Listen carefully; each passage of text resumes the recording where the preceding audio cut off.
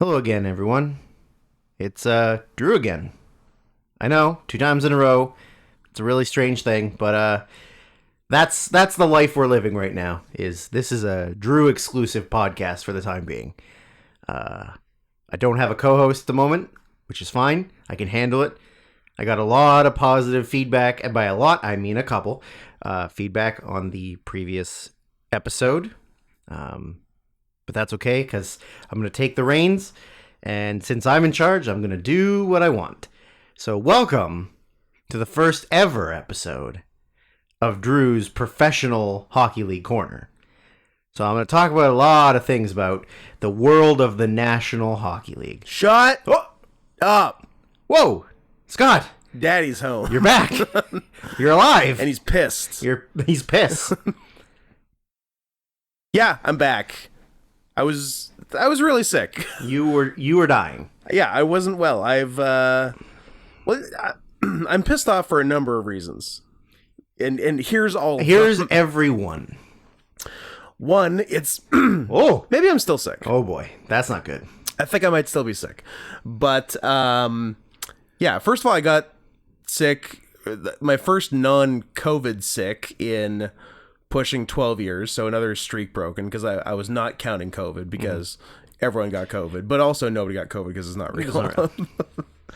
Yeah, and I didn't like. Also, this was worse. This was considerably worse than COVID for me. Anyway, like COVID, I had no energy for 5 days and literally no other symptoms. Right. It was fine. It was a break.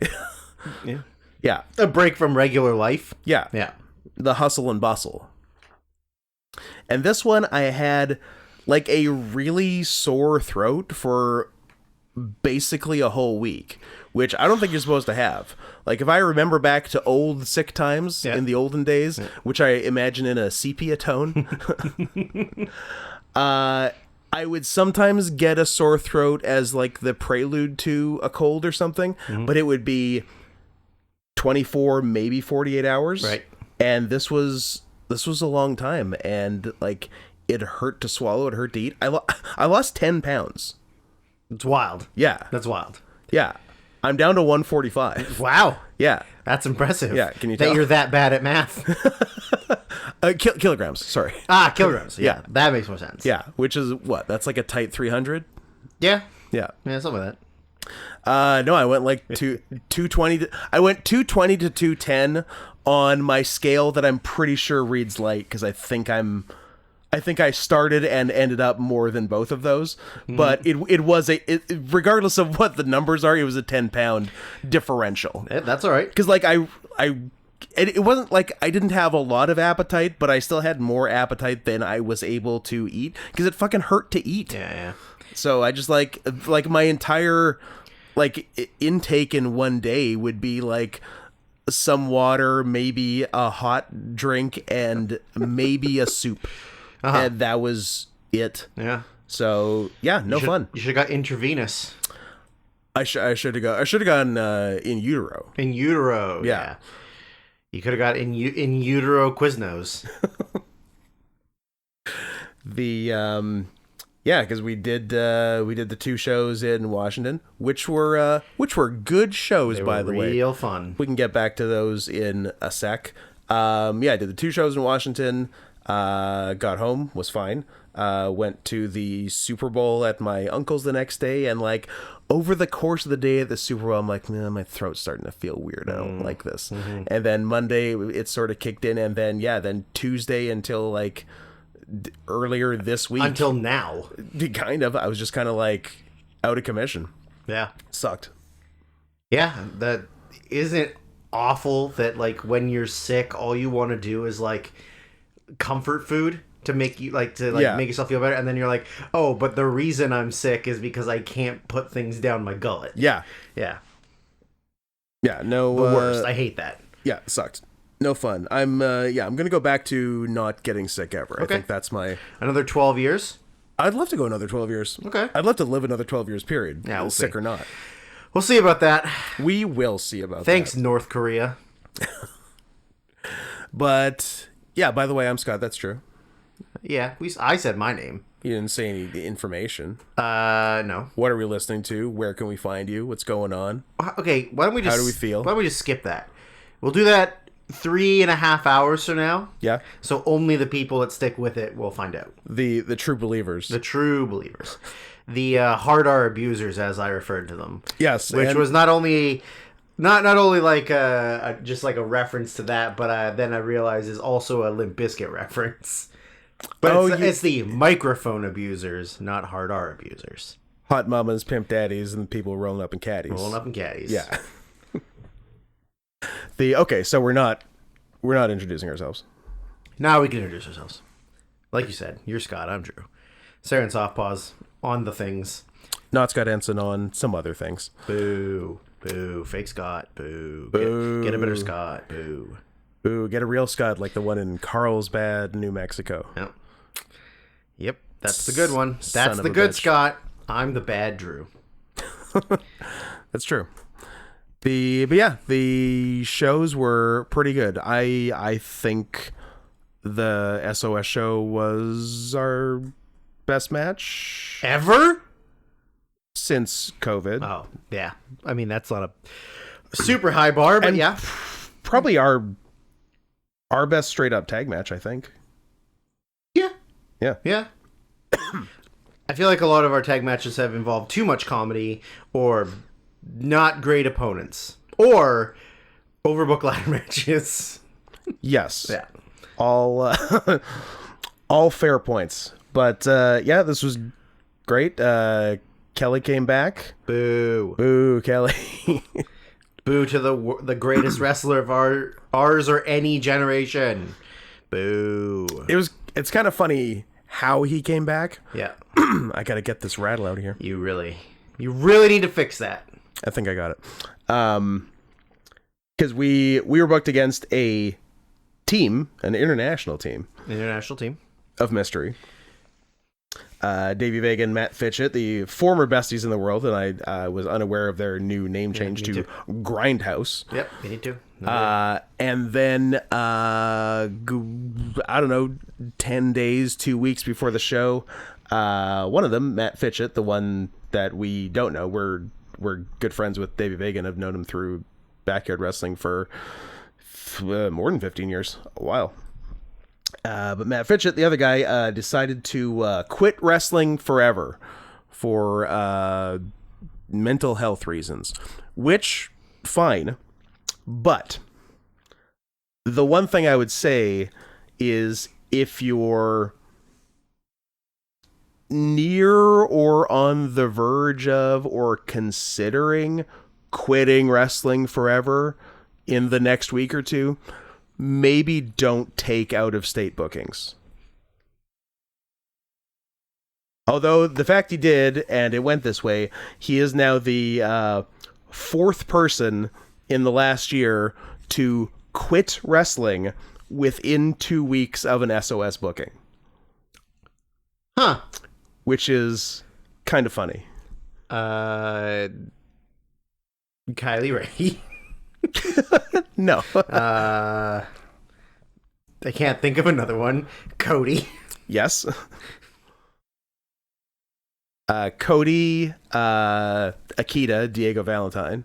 Oh, yeah. And who was the fourth? Pitfall told me all of them, and I can't... who would the other one have been? I don't know.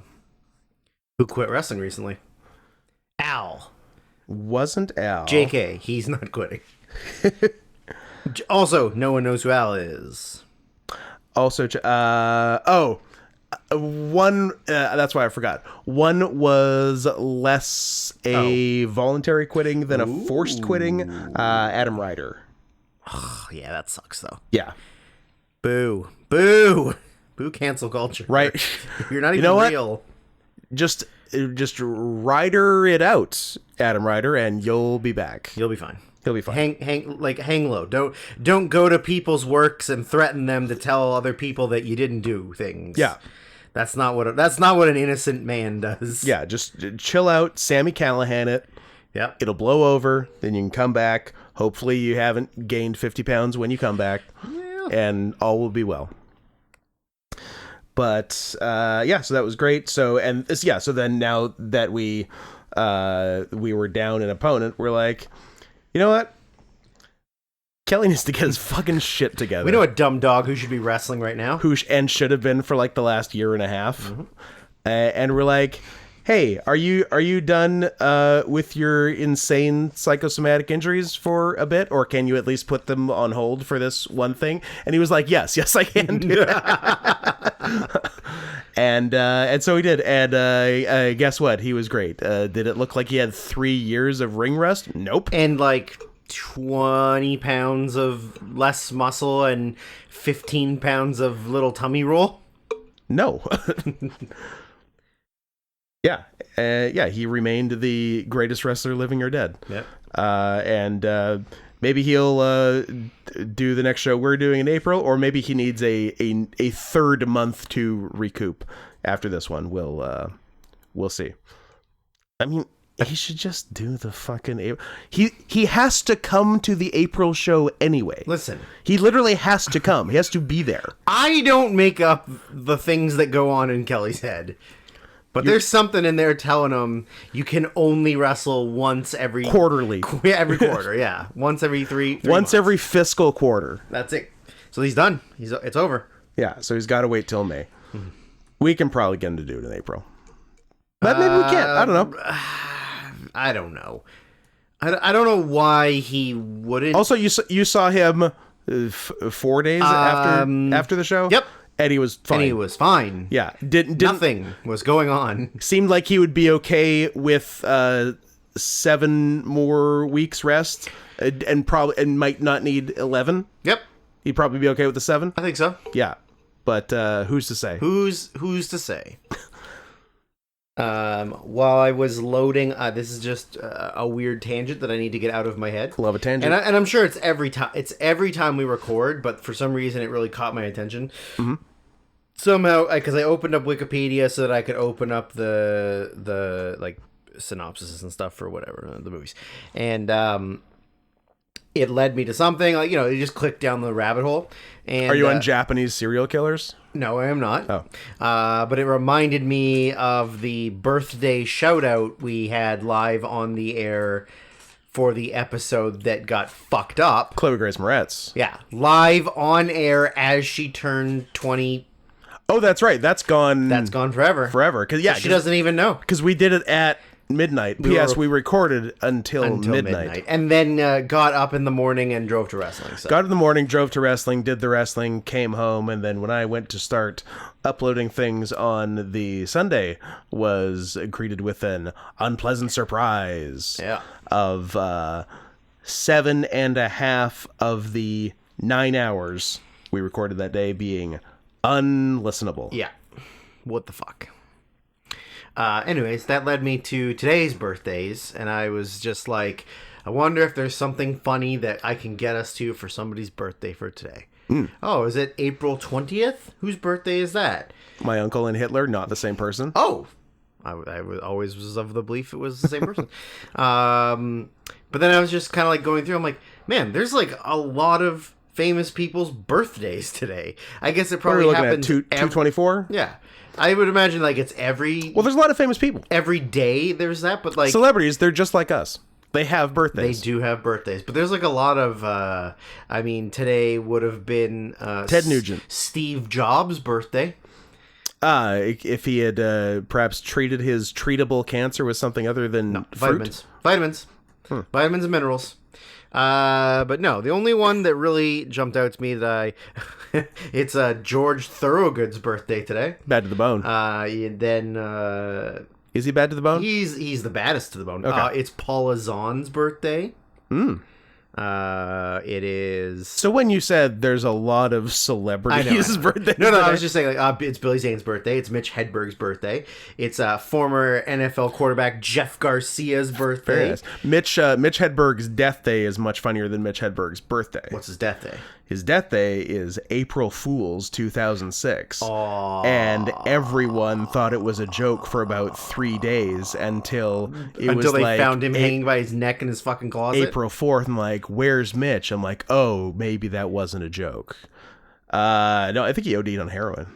It was yeah, cocaine and heroin. Yeah. Ooh, Speedball. Speedball. The Belushi. Well, you go out like your heroes, right? Also, Sure. was that his hero? I don't know. I mean, he probably liked Belushi. I forgot he's in Almost Famous. Anyways. Yeah, he plays Billy Crudup. Yeah. But it was leading me to...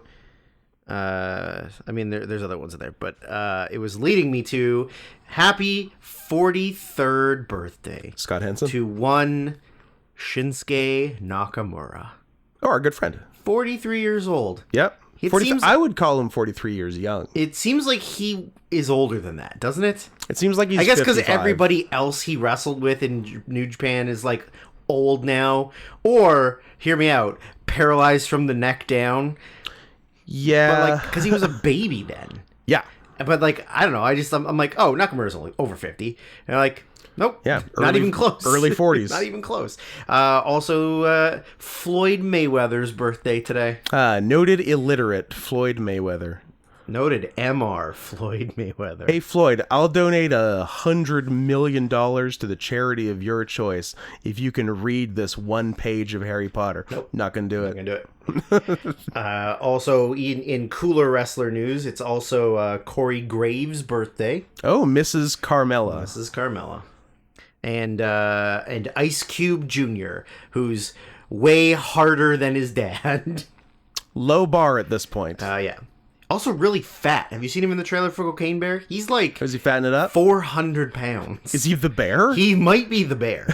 O'Shea Jackson Jr. is the bear in Cocaine Bear. I would be more apt to see that if that was the case. I'm gonna see it. I don't care. It looks dumb. I'm still gonna see it. I don't like to support Elizabeth Banks after Charlie's Angels. After Charlie's Angels hadn't even come out yet, and she blamed sexism she blamed for its sexism failure? for its failure. Yeah, Yeah. that's a good call. That is a good call. Yeah, I don't care for that kind of attitude. No, me neither. What a bitch. Is she married to someone? Yeah, probably some. She's Mr. Banks from that movie where they saved him. Yeah, she's married to a guy a sports writer. Sometimes I think because she's been in Judd Apatow things. Sometimes I think that Elizabeth Banks is Leslie Bibb and she's married to Judd Apatow. But she's not. She's not. Because they're different people. She's Jew. Anyways. Now it's up to you to figure out which one I was talking about. That's true. It's not. We can't get in trouble if it's ambiguous. Plausible Jew deniability. Correct. PJD. PJD. We're nothing more than PJD guys on this show. Anyways, that's all I had. Just a happy birthday, Shinsuke Nakamura. A good man who had dinner with us at 13 coins. Sure did. And we took a really terrible picture with him, and then he chose money over happiness. Yes. I guess surfing is his happiness. So Yeah, that's true. Yeah. It'd be cool if you had more than like one good match in 7 years. nah, it's fine. But It is fine. them's the breaks. Hey, he got to wrestle AJ Styles in WWE. That's all. That's important, right? did. And Because they were- all those matches were really good. They had a big long series, and somehow not a single, even by the law of averages, you'd think one would be good, but no. Not even a 3-star match. No, an entire dumb feud built around kicking each other in the balls. Ball kicking. How did I forget that was a That was thing? the whole feud. Oh yeah, I remember. Two of the greatest wrestlers of our Greatest wrestlers generation of all time. just hitting each other in the yam bag. Yep. Just straight up kicks to the dick. And Gallows and Anderson just being the biggest fucking losers. Just a couple of 40-year-old children. All right. Shinsuke Nakamura, AJ Styles. Are you looking at like ratings for their shit? Yes. World Wrestling Entertainment. Because they had like 3, maybe 4 pay-per-views. 4 seems like a lot, but probably 3 pay-per-views in a row, and each one more disappointing than the last. Yeah. All right. Give me all the goods. Well, surprisingly, a lot that don't actually have ratings. because they were that bad, I guess. Sad. Where are you, Mr. Nakamura? It's always good to have silence on a podcast when I expect you to keep talking. No, I'm just fascinated in how long it takes you to do some things. Yeah. I'm just living my life, Scott. Don't fuck around. You got it. Yeah. Well, the reason why I couldn't is for some reason I feel like Cage Match is down. I bet it's not. Because I'm typing in like. I bet if I went to it on my phone right now, it wouldn't be. Worker, right? Mm-hmm. Typing in AJ Styles, and it's giving me 0 search results. Well, it seems like you're doing a bad job. I'm on Cage Match now. I've clicked AJ Styles, and now I'm going to matches, and now I'm going to. So I mean, I have it, but why do I thought that you could type in just the last name and it'll do the worker search. You have to put in full name. You do not. Well, I typed in Styles. There's probably and it gave me nothing. It's probably a space after it. No. It has to be character perfect. No, nothing. Well, I put in Styles, and every wrestler with the name Styles came up. I mean, I'm literally showing you right now. Styles. Submit. Nothing. Where submit. Nothing. I don't. What even? Oh, you're in like a match. Yeah, I'm just in the matches. No matches. World Wrestling Entertainment. Styles gives me nothing. I don't know. I don't think you can do it that way. I just search the actual. No, but if I type in AJ Styles, it gives me the matches. Well, this is terrible podcast right now, by the way. No, it's pretty good. This is literally the worst podcast we've been doing. we're just fucking around on the internet, not making up for the fact that the last episode was completely fucked. They've gotten less than 2 hours of material from us in the last 2 weeks, and we're spending it looking up matches on Cage Match.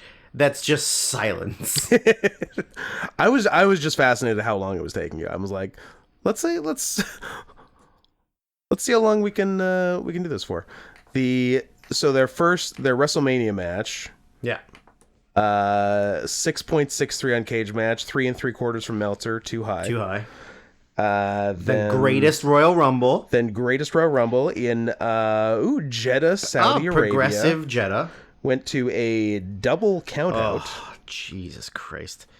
And way to have a high profile match like that on your show. Yeah. Double countout. Double dick kick. 6.4 on Cage Match, 3 1/4 from Meltzer. Too high. Even though I didn't see it. Then a no DQ match on Backlash, which was 6.47, keeping very consistent on Cage Match. Another 3 1/4. And is that it for pay-per-views? Money in the Bank 2018. Yes, Money in the Bank. And what do we have there? Oh, a good one. 8.11 and 4 stars. Okay. I'll believe him. Last man standing match. 31 minutes and 15 seconds. So the last one. They sort of got it together on the last one. Well. And then they do, what? They had 3 SmackDowns? Yeah, a few TV matches, and that's that. But, so they actually did 4 pay-per-views, and the last one was pretty good. Well, and other than WrestleMania, we didn't see, and that one's bad. So, is it just that we associate them all with being as bad as that first one? Well, it seems the next 2 are worse than the first one, and then I guess they got it together on number 4. But back to our weekend wrestling. Oh yeah, I forgot recap. that's how we got there. Yeah. So like we went because like we knew we had the opportunity for it to be our best match, so we're like, let's actually try to do that, and we did, and fantastic. But like we went hard Yeah. on the Friday, and like we have to do another match like tomorrow evening. Yeah. And it's funny because our fine friends at the show, Taylor and Ray, were like yeah, we can't make the We're not going to come to the Bellingham, Bellingham show. We're like, that's fine. Yeah, we're like, that's fine. 'Cause You don't have to come to we're the going Bellingham to do nothing. And also, it was Ray's birthday. That's true. Shout out. Oh, same. Yeah, was that the same day as? Yeah, no, the day after. day Day after Chloe Grace. Yeah. And we're like, yeah, you don't worry, you won't be missing anything. And then they message us like late that night. They're like, actually, we're gonna come. I'm like, why? Because we sold you so big on it. We told you not to come. Don't come. I'm gonna come. You said we're not coming. We said great idea. Yeah. And then you're like, no, we're gonna come. Stop drilling. You struck oil. Oh wait, do we have the assortment of drinks that Ray gave us for her birthday? Yeah. Well, let's crack those bitches. I mean, they're all out. energy drinks, and if they're good, I don't want to waste them. Well, we gotta taste them. Yeah, but we don't have to do it right this second. I mean, I've had the Rain one, and it's fine. It's just like a protein energy drink. Let's try the other ones. Where are they? Fun flavors? No. You don't know. Okay, well, you can't just sit here in silence. I can. No, it's... I'll do it. Is this like me with battle royals? I am you battle roiling right now. Yeah. Yeah, you don't need the Rain one. If you want to save the Rain. No, I don't care. I've had the Rain one, and it's whatever. What flavor is it? Bring them all and we'll decide. Maybe? I will decide. Only I may dance. So the second show, we're pretty dead, but we're like, hey, duty calls. So we're against a team we have never met and in fact have never heard of until we were told we were booked against them. High five. There were 3. Go back. Go back. Coming here with 2, bringing that weak shit. Get out of here. You come back with 3, you don't come back at all. Let's see. He's coming back. If he doesn't have 3, I swear to Christ. What if I come back with 1? What if I guess it's this one, but I thought I bought this one, but I guess it's this one. You did not buy that. There was definitely a ghost in the mix.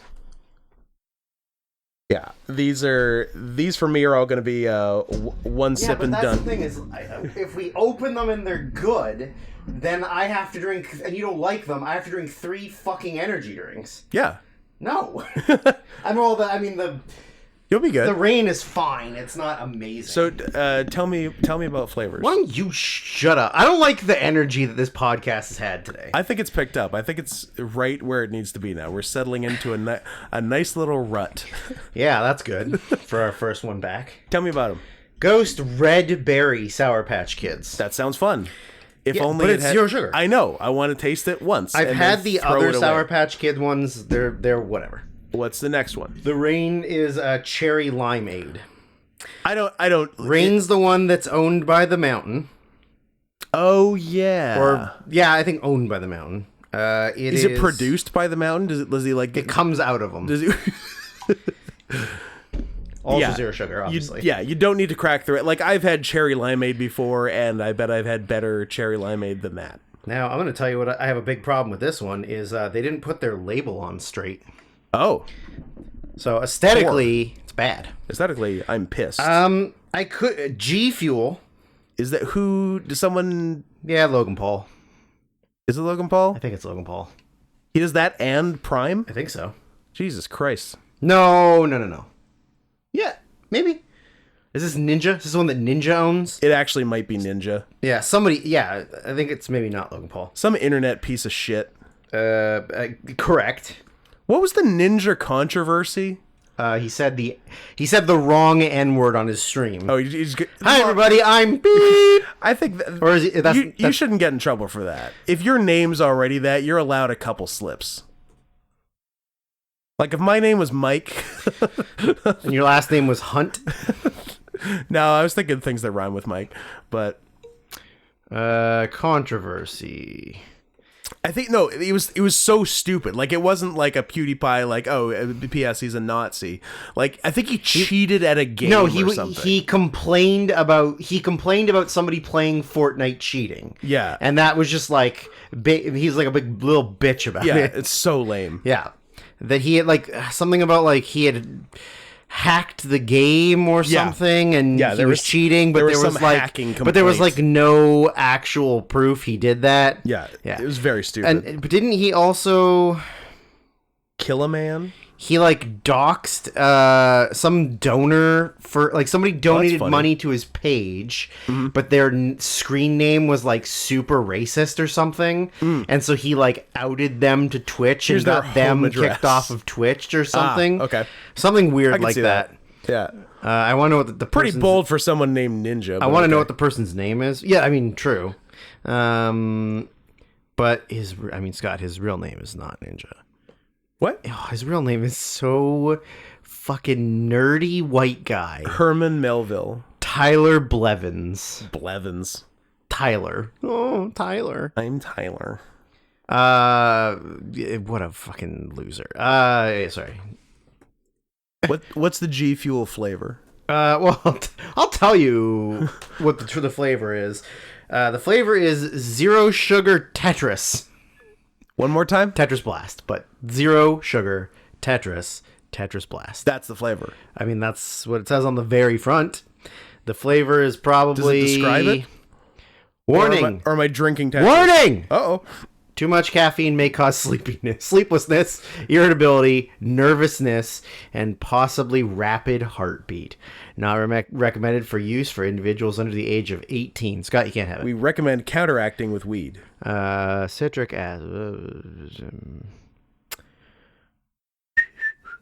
I guess that's like a low-grade speedball, like the thinking man's speedball, energy drink and weed. Yeah. I'm not trying to do cocaine and heroin. Did you know that's the official drink of esports? All of them? Just says all esports. That's a lot. Citrus flavor. I don't know. It's got... First of all, this can is way too fucking busy. The can's insane. There's too much stuff all over. It's rainbowy. It's... Yeah. It's owned by Clifford Morgan. So is he friends with Tyler Blevins? He might be. Is he related to JP Morgan? Gamma Labs is what they're called. All right. So cool. And I guess it's used to be a protein powder energy bar like workout thing, and then they decided that gamers are just as big of losers and they also need something to help them do their thing, but not protein. Because they're not standing up. Yeah. Caffeine, yes. Protein, no. Apparently in April 2018, they settled an out-of-court lawsuit in California that somebody took 18 samples of different G Fuel products, and they were found to have a great enough lead content that warning labels were required. Oh. I don't think you should put a lot of lead in your, like, protein powders? You think it should mostly be protein and I think not it should lead? mostly be not lead. Well, I prefer my protein unleaded. And then I guess they're being huge bitches about people they've sponsored on their Twitch for sponsoring people's Twitch chats and them not mentioning the product enough. That's a real... Hey, G Fuel. You sponsor us. We're mentioning it right now for free. If you want a 60-second spot on the podcast that lasts that turns 10 into minutes, 14 minutes, guess what? You came to the right place, pal. Well, Tetris flavor. It would appear that tastes like Tetris. There are 7 different ones. What? 7 different Tetris? What? G Fuel's Tetris Blast. There's a collector's box. Oh my god. Full of the flavors. So the G Fuel website. What do you tell me? G Fuel Tetris Blast. And then you can get the Rainbow Candy combo. This one looks rainbowy. There's a lot of fucking pop-ups on this goddamn G Fuel website. That checks. So I don't know. According to the thing, the ones that are in the pack are there's a strawberry one, a raspberry one, a berry punch, a citrus lime, an orange, an apple, and a pineapple passion fruit. Pineapple passion sounds great, but again, 0 calories. I mean, most are not to be of gotten those, except for I mean, yeah, they all sound fine. they all sound fine, but Tetris Blast Rainbow Candy is apparently what it is. That's what this one is. That's what this one is. Rainbow Candy. So What does that whatever, mean? Skittles? whatever the fuck Rainbow Candy. I mean, yeah, probably. Although, like, the other drinks have the actual branding, because the other one is Sour Patch Kids. Yeah. Well, But maybe G Fuel couldn't. Yeah. let's see how open these two. Let's see how gross this G Fuel is.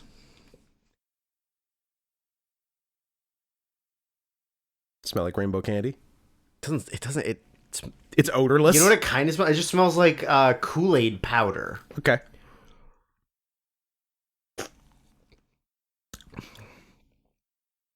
Is it the best thing you've ever put in your body? You made a face. It's not a great face. It's not good. It's not good. I don't like it. Zero sugar, inspired by Tetris. It's so. Have you know what? I can't even tell you what it is, though. You know how you're playing Tetris and you're like, I should make a rainbow energy drink. I'm playing Tetris and I'm thinking, I really want to suck those and see what they taste like. This is a poorly put together label, by the way. Yeah, I told you that. That's what I said. It was really bothering me that it's like... They did a bad job. Yeah, it's terrible. I honestly can't even tell you a flavor I taste. Oh, I very much don't enjoy that. And that is strongly zero sugar. Yeah. Like but tell me one flavor you're tasting. I get on the back, I get a little bit of grape Skittles on the back.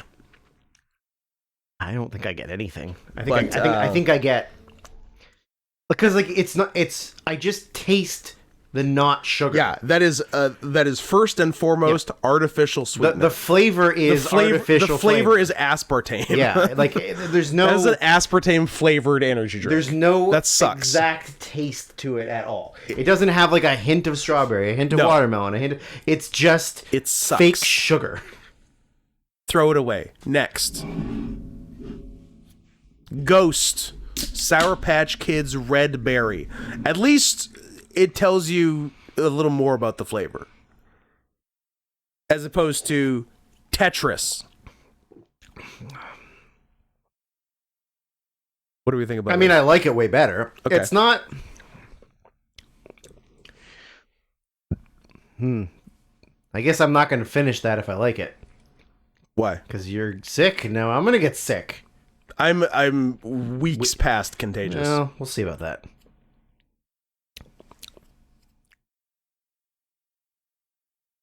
Yeah, I see what they're going for here. It is kind of sour, so sour. Good. Yeah, if this had real sugar as opposed to what are they? Does everyone just use sucralose now? What are we using? This one has Sucralose, and then a bunch of other shit. Who knows if it's also? No, I guess sucralose is the sweetener. This one's sucralose. Yeah, I guess that's what we're doing these days. I guess aspartame gave too many rats cancer. Yeah, I guess so. Yeah, I could see myself enjoying this if it had sugar in it. I don't think I would enjoy the Tetris even if it was 260 calories. That being said, I'm going to finish it. Are you? No. This one's also sucralose. Ooh, and this one's 5 calories. There you go. You know what? Makes the difference. I guess. Well, good thing I only have 3 drinks open. Ooh. Yeah. Classic Scott. Anyways. Do I have 3? I guess I have 3, but one's hiding. Did we say worst year of our lives? Is that what we said? We didn't. Oh. Welcome to the worst year of our lives. Or the news. Frequently knows. I was just getting on the we're wrestling high five. The high five match. So yeah, we don't know them. We haven't heard of them. But they came with ideas, which was nice. and props, which Props. is nice because I'm like, this match requires props, but I don't want to go get anything. Yeah, me too. So they did, and it was nice. And then the match and the show in general, much bigger crowd than expected, because this is in theory a step down from SOS in terms of like the indie prestige. Yep. And just like location. and location, yeah. But like big crowd and so fucking hot for us. So hot. We like There was so much going on. like we did stuff, but like we also could have done literally nothing and just got sustained crowd reaction the whole time. Absolutely. And it was great. Yeah, I was there were two very different matches we did on the weekend, but both were incredibly successful in what we did with them. So it was nice. I'm like, hey, and I'm still technically capable of working back-to-back days, although I wouldn't make a habit of it. At this point, no. Yeah, I was very glad that they didn't come to the table with just like too many things. And they were like, yeah, we saw your guys' match at SOS last night, and then like, fuck. Now we have to do we have to do that same level of compete, but with way worse opponents. But yeah, I'm glad that they were like, no, we are all comedy. We don't need to do anything. Yeah, and it got over huge. Yeah, it was great. I like to. I'm fine. Although I had originally said I wanted the matches to be in reverse order because I'm like I'd rather do comedy first so I can get warmed up and then do hard. I liked it in this order. Well, yeah. Afterwards, I changed my mind. I was like, yeah, all I have to do is like goof around. Like I didn't even get tired. Yeah, because I did one move. I took 0 moves. I just kind of got hit. I didn't really take moves. I took one bump. I took a shoulder block. Yeah, you took a shoulder block. Yeah.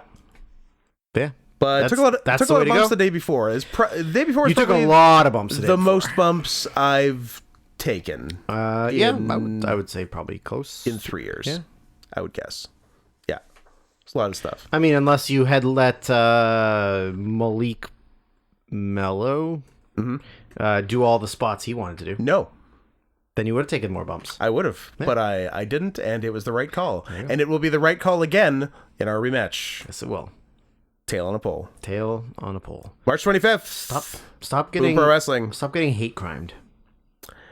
Oh yeah, and in the Friday match, my tail got pulled off accidentally, which does make it 3 matches in a row where I was in fact hate crimed.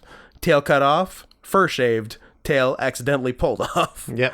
And different singlet that the tail happened on the second one. So it's not like the first one got stitched back on poorly and ripped off. Entirely different singlet. Yep. Wild. Yeah.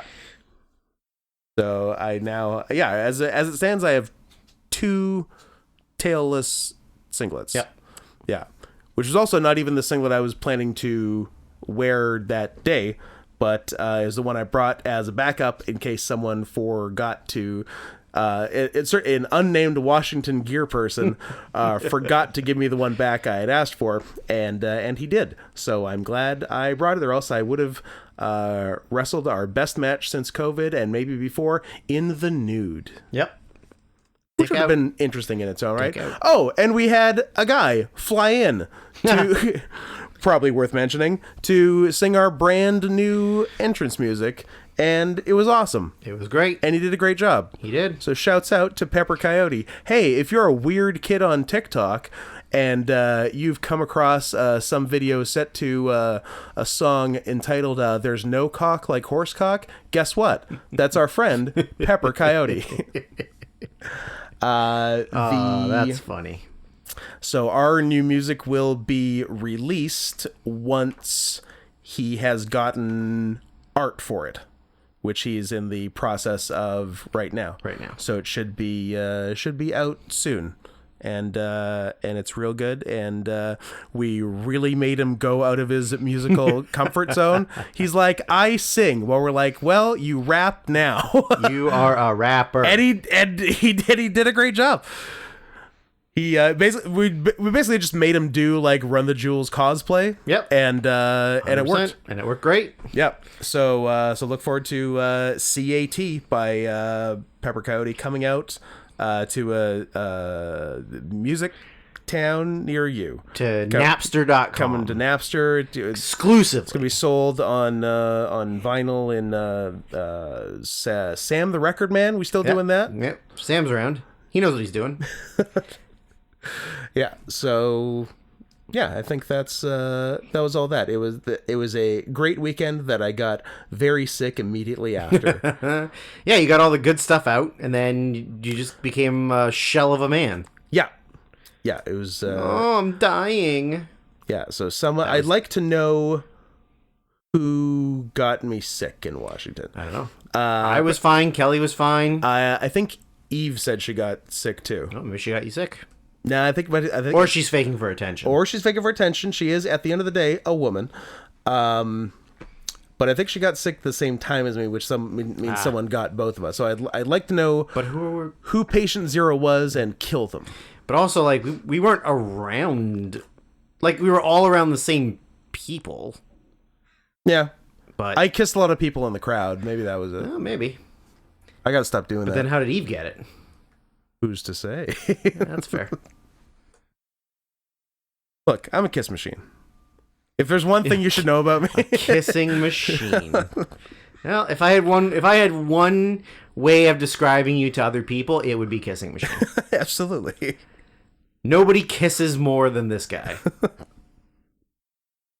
Much like Wilt Chamberlain, I've set the world record. I've hugged and kissed over 10,000 women. Eyes closed, mouth open as wide as you can, and you just go for it. That's the Scott Henson way. Absolutely. What else do we need to say? Hey, did you know that you can prolong the All Request Spectacular? Oh god.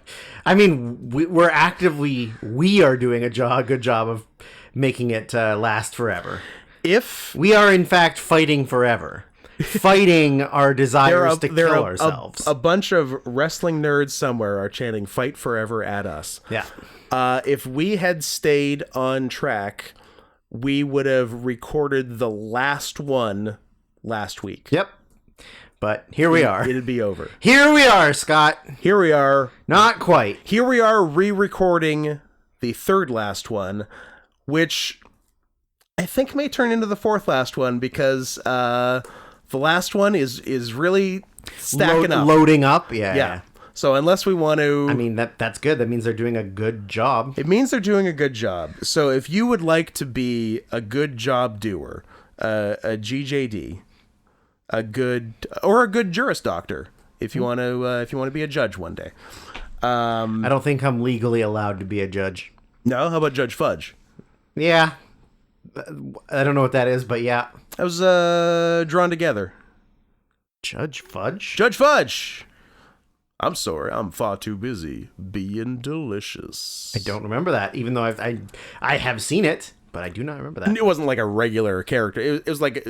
I think it was like a show on the show, gotcha. Which they, came up like maybe 2 or 3 times in the course of it. Well, that's probably why I don't remember. Wherein in the course of human events. So if you are like, hey, these guys have had it too good for too long. These guys have had 2 weeks off now. Yeah.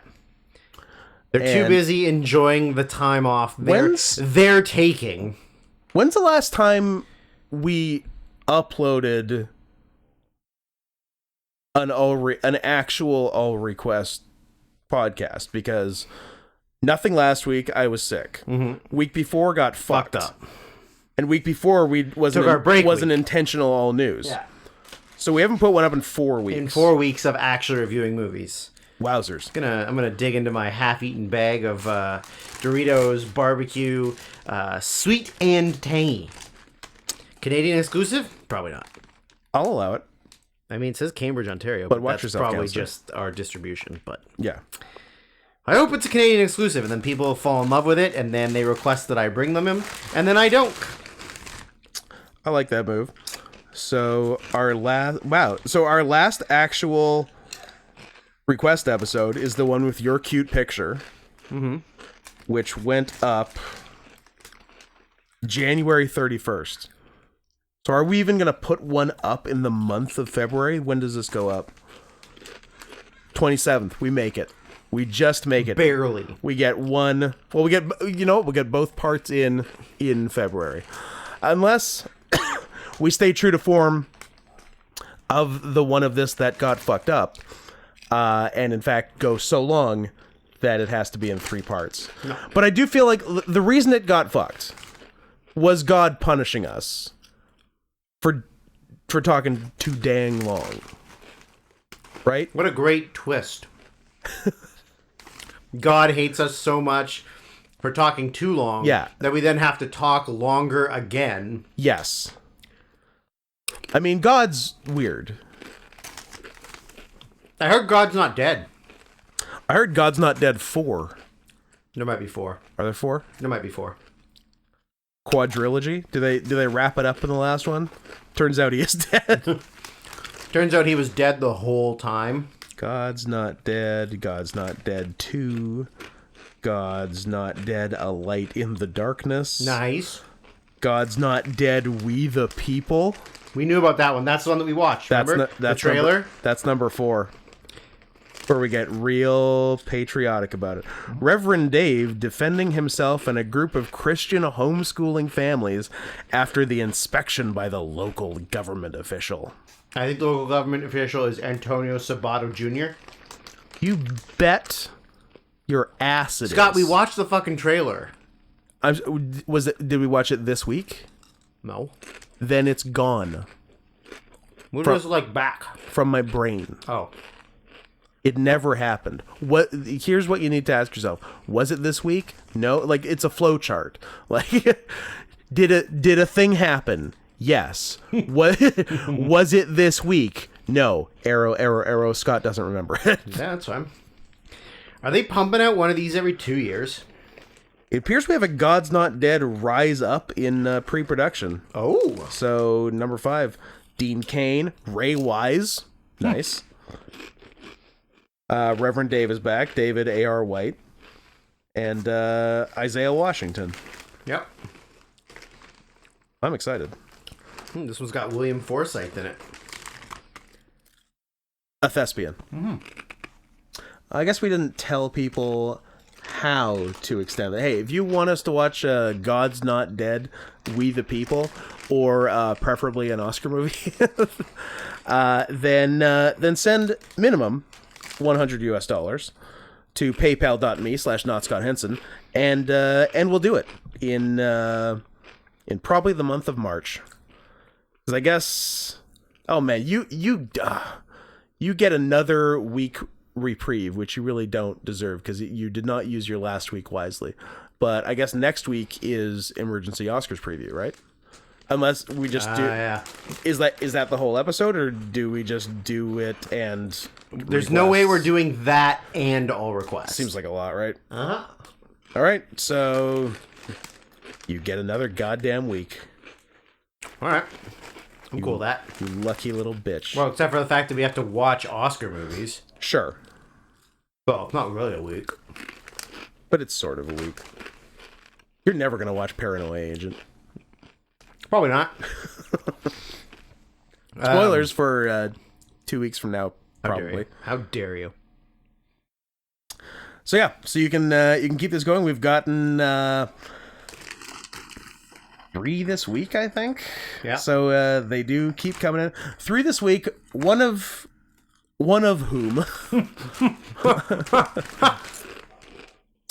is from one Caraxa Collins, who we offered a free pick for reasons to be explained in 1 minute. Who then decided, hey, that seems That seems like too much. Well, I believe her initial response was, "Oh, I can't pick anything. Yeah. I have nothing to pick." I'm like, okay, weird. But she, her compromise that she made with herself was that, hey, how about I pay you the original latecomer price, $50, for a 4-minute music video with some backstory. And I'm like, yes, you can very much do that. And she did. And so we'll do that on whatever the last week may be. If there even is a last week, or if this is just sort of what we've locked our lives into being. Well, now. once that person pays for every episode of One Piece, Once we're an anime podcast, then we're done. Yeah, That's it. So in theory, it never ends. correct.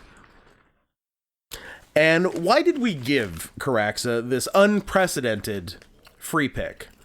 Well, members of the YouTube channel, youtube.com/@NotScottHenson, will already know and are reveling in the brand new, gleaming, spanking, glistening, sweating. Who's spanking who?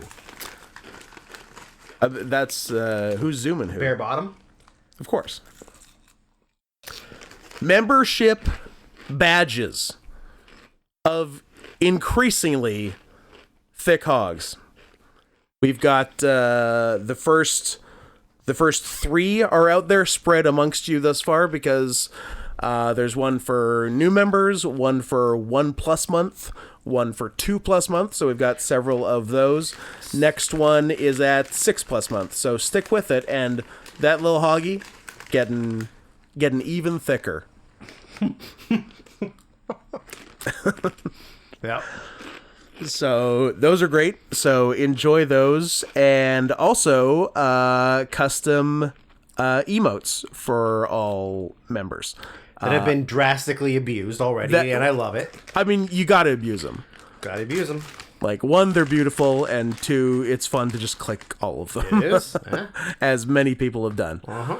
I do. There are a finite amount of emotes that YouTube grants you based on number of members. So I think we have 8 currently. Caraxa made a few more than 8. I think she made about 12.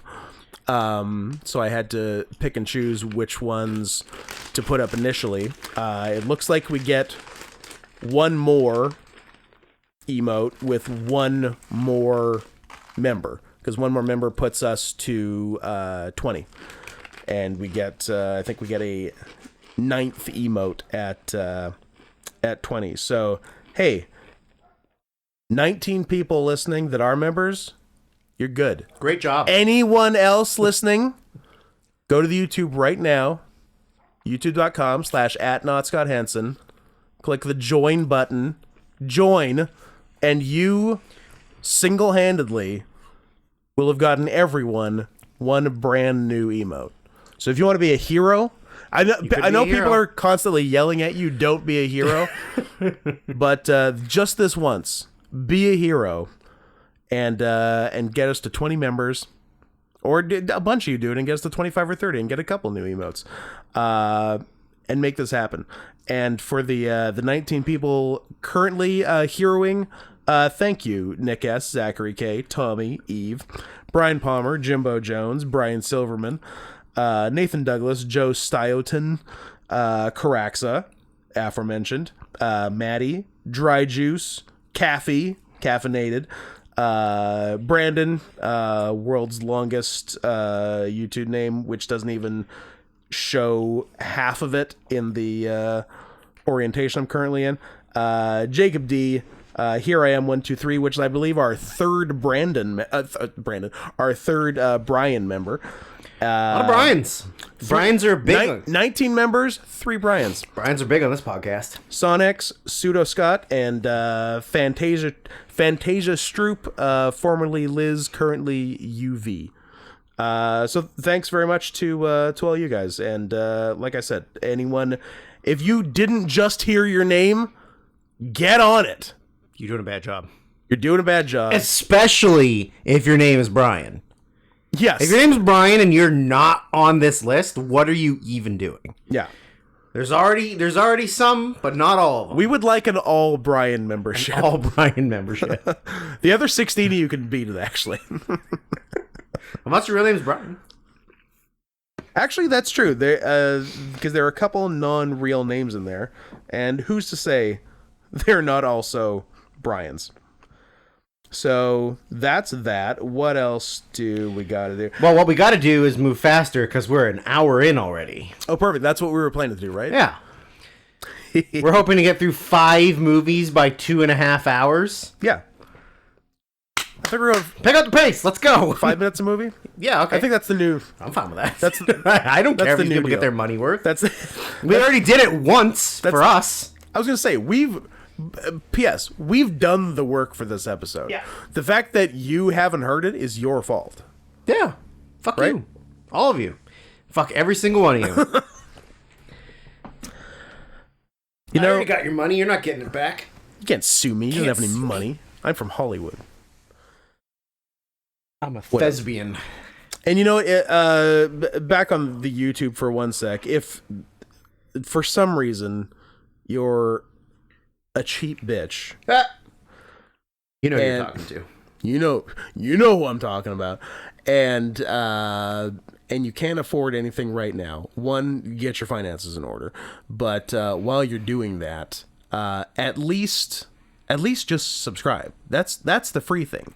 That's just the click subscribe button, because we are dangerously close to 3,000 subscribers on the YouTube, and it'd be nice to hit that little milestone. So I imagine most people listening already are, but on the off chance you're not, do it. And on the off chance you are, go tell someone else about it and tell them to do it. Because I can't imagine this brand of humor not being universally translatable. We are the lowest common denominator. We absolutely are. It doesn't get lower than this. Yeah, I'm aware. I'm aware it doesn't get lower than this. Wow. Oh, at least you muted your microphone. I'm glad you didn't do that directly into everyone's ears. that was juicier. I feel like eating noises is was- fine. Unloading just snot rockets. giant nose blow. Yeah, Yeah, that was 800% more than I expected to come out of it. I like it. Which is a phrase I find myself saying all too often. Hey, if you'd like to get stuff not so much out of you, but off of you, might I suggest? Interesting way of stating that, but okay. Would you describe it as another flawless segue? Yep. Might I suggest taking your business, taking your talents to the city of Miami? Yep. And while you're doing that, head on over to manscaped.com, a company that keeps giving us stuff except money. Still waiting on the first invoice, but they do have 30 days to pay, and it's only been 24. So we'll say. So I'm still going to talk nice, but because they've definitely given us stuff, and Oh, they're giving us so much stuff. and it's good stuff, and we legitimately like the stuff. But I would love that first actual check. That would be cool. That would be chill. But until then, yeah. So next week will be more than 30 days. So we'll see how my tone shifts this time next week. You'll know the status of the payment depending on how Scott introduces manscaped.com. And how many times I mention Hitler during the read. Also, I love calling it a read, like as if this is off a script. This is what they've given us. Hey guys, could you mention that we haven't paid you yet? And can you talk about Adolf Hitler a lot, yeah. please? Can the first thing be that you mentioned that you're still waiting to be paid? But Drew is currently having a face stroke with a Manscaped beard brush. Don't worry about it. It's the same as the other one. I have just recently used the body wash for the first time. But Scott, you got the body wash a while ago. Yeah, I didn't shower for a week. Yeah, no shit. When I had the 6. So I... Yeah, because the 6 is the reason. What? And not because you're a human pig. No, human pigs are in the membership badges. Yeah, no, it's true. But yeah, finally got to use it after having it for a while. It's good. I like it. It's a nice wash. Good lather. I'm a fan. You have the wash. Yeah. Are you not helping with this? Yep. I have the wash. I've been using the exfoliating pad quite a bit. Yep. I feel like it's helped a lot. I like it. It's good. Yeah, I like it. Yeah. Silicone. Silicone. Yep. I'm gonna make that joke every time. I can't not think of silicone. Yeah, it's a good latherer. Yeah, go nuts product wise. You wanna shave your body, Lawnmower 4.0. You wanna shave your face, Beard Hedger. Beard Hedger's great. You can use your beard hedger to shave your head. That's what I did. Yes, but maybe don't not to shave your armpits. Don't use it on your underarms. Even though you have literally a different tool for that purpose. That one was in the box. This one was out. So I was like, what am I going to do? Oh my God, same Get thing. the thing out of the thing? It didn't cut me. It just left a mark. And I was like, ooh. Owie. All right. So you heard it here first. Beard Hedger on face. Lawnmower on the rest of you. Yeah, we're actually more... Doesn't seem like it, but we're more than halfway through our initial contract with them. It's 3 months and we're well into month 2. So please go spend some money there with promo code CATS20, CATS20. Prove that we are worth it for the first time ever, and get them to sign us to a second and perhaps even more lucrative. By lucrative, I mean they actually pay us contract. So that would be excellent, and we would appreciate it. They've been very good to us. So go give them a little something, which in turn helps us again. Anyway, manscaped.com, promo code CATS20, CATS20, thus ending the tightest preamble we've ever done. A solid hour 7. You also have a cameo. Did you mention that? I do have a cameo. Cameo.com/scoot. The hesitation over ordering post shave cameos seems to have abated. People are actually getting them again, but there was definitely a dry spell after I lost the beard. But that's because you had the weirdest looking face of anyone ever. But we seem to be back in business, so that's great. Cameo.com/scoot.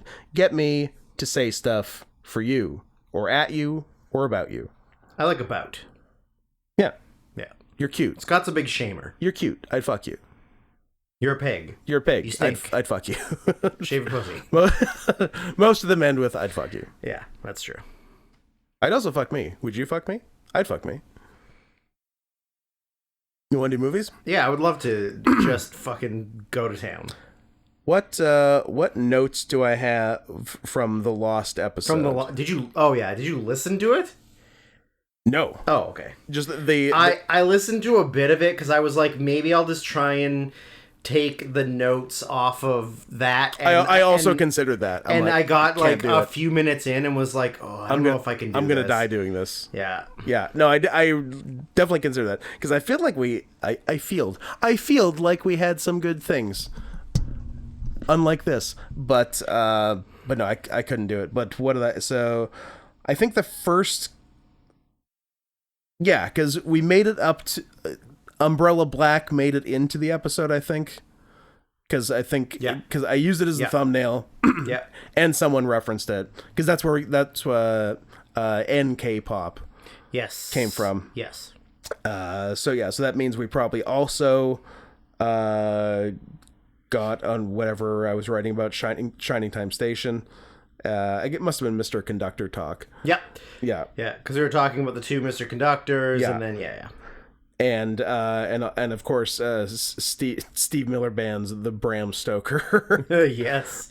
Yes. But I don't know because everything else is after Umbrella Black, and I think that was probably late in the salvageable part of the episode. So I don't know if we ever got to Dollar Steak Club, which I'm a big fan of. Yeah, I think we did we? must have, no? I don't know, because I guess it depends how it was early... 9 hours of stuff and less than an hour and a half of... Yeah, I guess that's true. And that, yeah, maybe not. Yeah, Dollar Steak Club is the best. Yeah, which we were trying to figure out if you got a dollar's worth of good steak mailed to you every month or whatever, or a $1 cut full terrible steak. Yeah.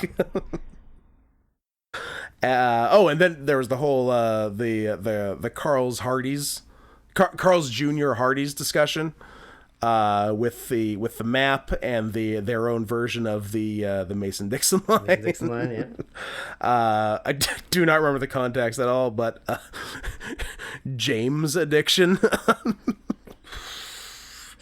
Couldn't tell you. And of course, Happy Birthday, Chloe Grace Moretz were just the notes I had for the last one. So so sadly I missed all the. I would love to know what was going on with James addiction.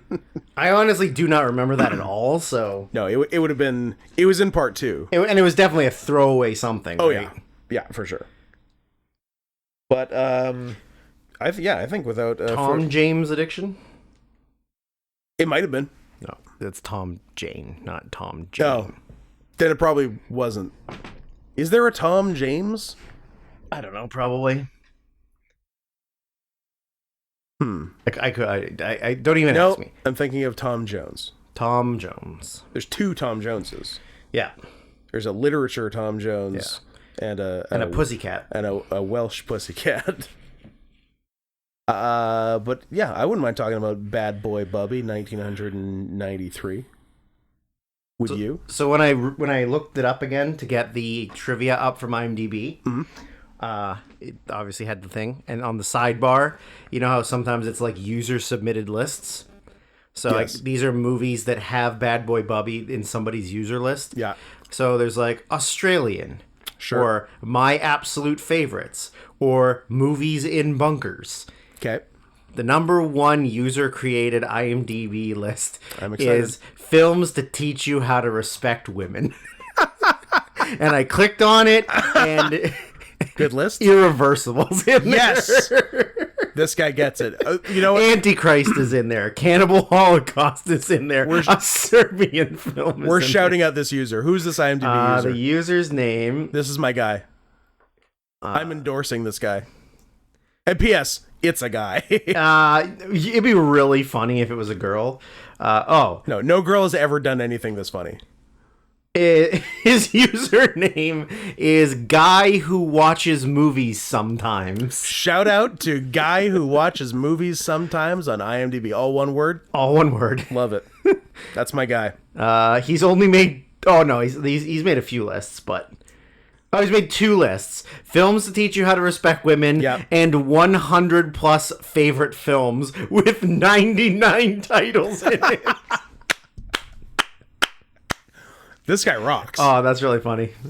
His favorite movie is Sling Blade. This might be Nick Mullen.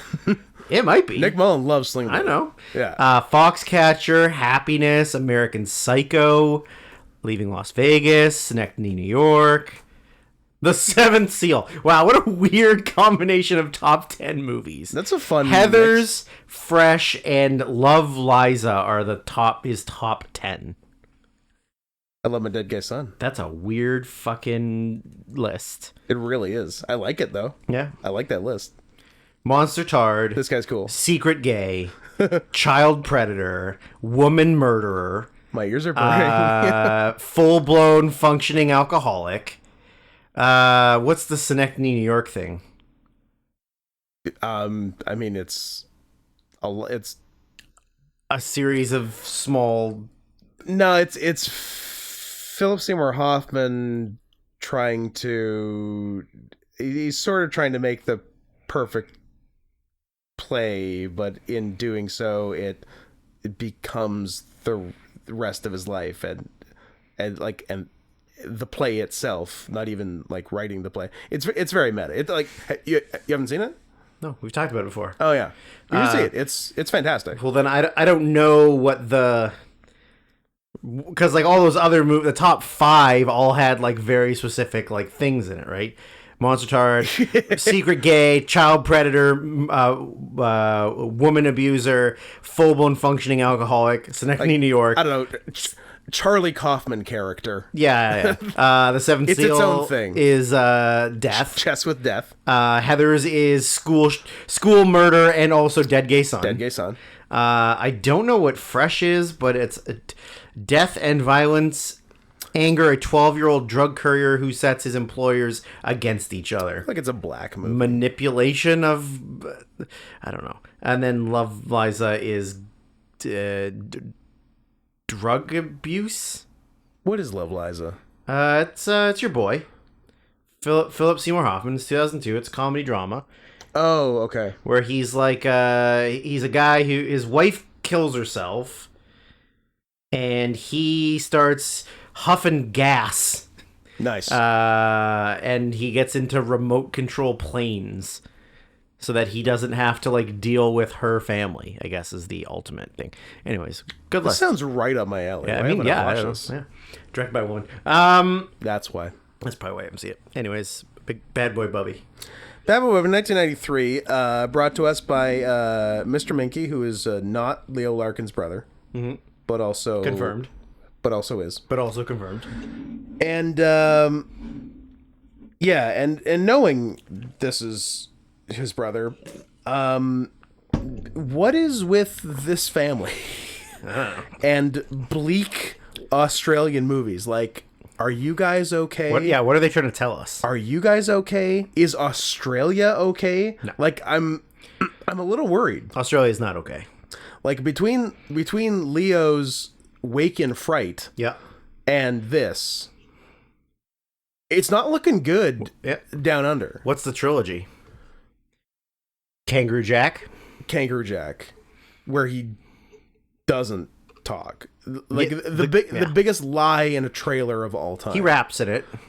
In a throwaway at the end. In a throwaway at the end. But Yeah. He raps in it. Yeah. It's yeah, bullshit. the trailer definitely makes you think Talking kangaroo. this kangaroo talks the entire movie. And fucks. His whole gimmick is talking and fucking. This kangaroo fucks. This kangaroo. Did you know that kangaroos' balls are on top of their penis? I did know that. Yeah. And that their pouches are full of mucusy, gross stuff, and Yeah. that's where the babies feed. Yeah. Yeah. Pretty cool. It's pretty weird. Pretty weird. And Australians love killing him. I also heard a moan I outside. think it was a baby. You want to get it? Or my neighbor's doing construction again, maybe. I guess we'll have to wait and find out if there's more banging. This will be a fun surprise. Anyways, what was your question? Is Australia okay? No, it's not. Okay. We start right off with penis. Yeah, I was not expecting to hang dong like Adult man getting washed by being his washed adult mother. by his even adulter Yeah. mother. So Bubby he's got a whole situation going on. He's borderline retarded. He's definitely like pretty retarded. Yeah, he's on the spectrum somewhere. Yeah, he's got an amazing hair situation. Yeah, I can't even describe what it is. He's simultaneously completely bald. Yeah. And has the most hair of all time. It has long, stringy hair. Yes. Yeah, it's crazy. Yeah, it's sort of a Bernie Sanders. Yeah.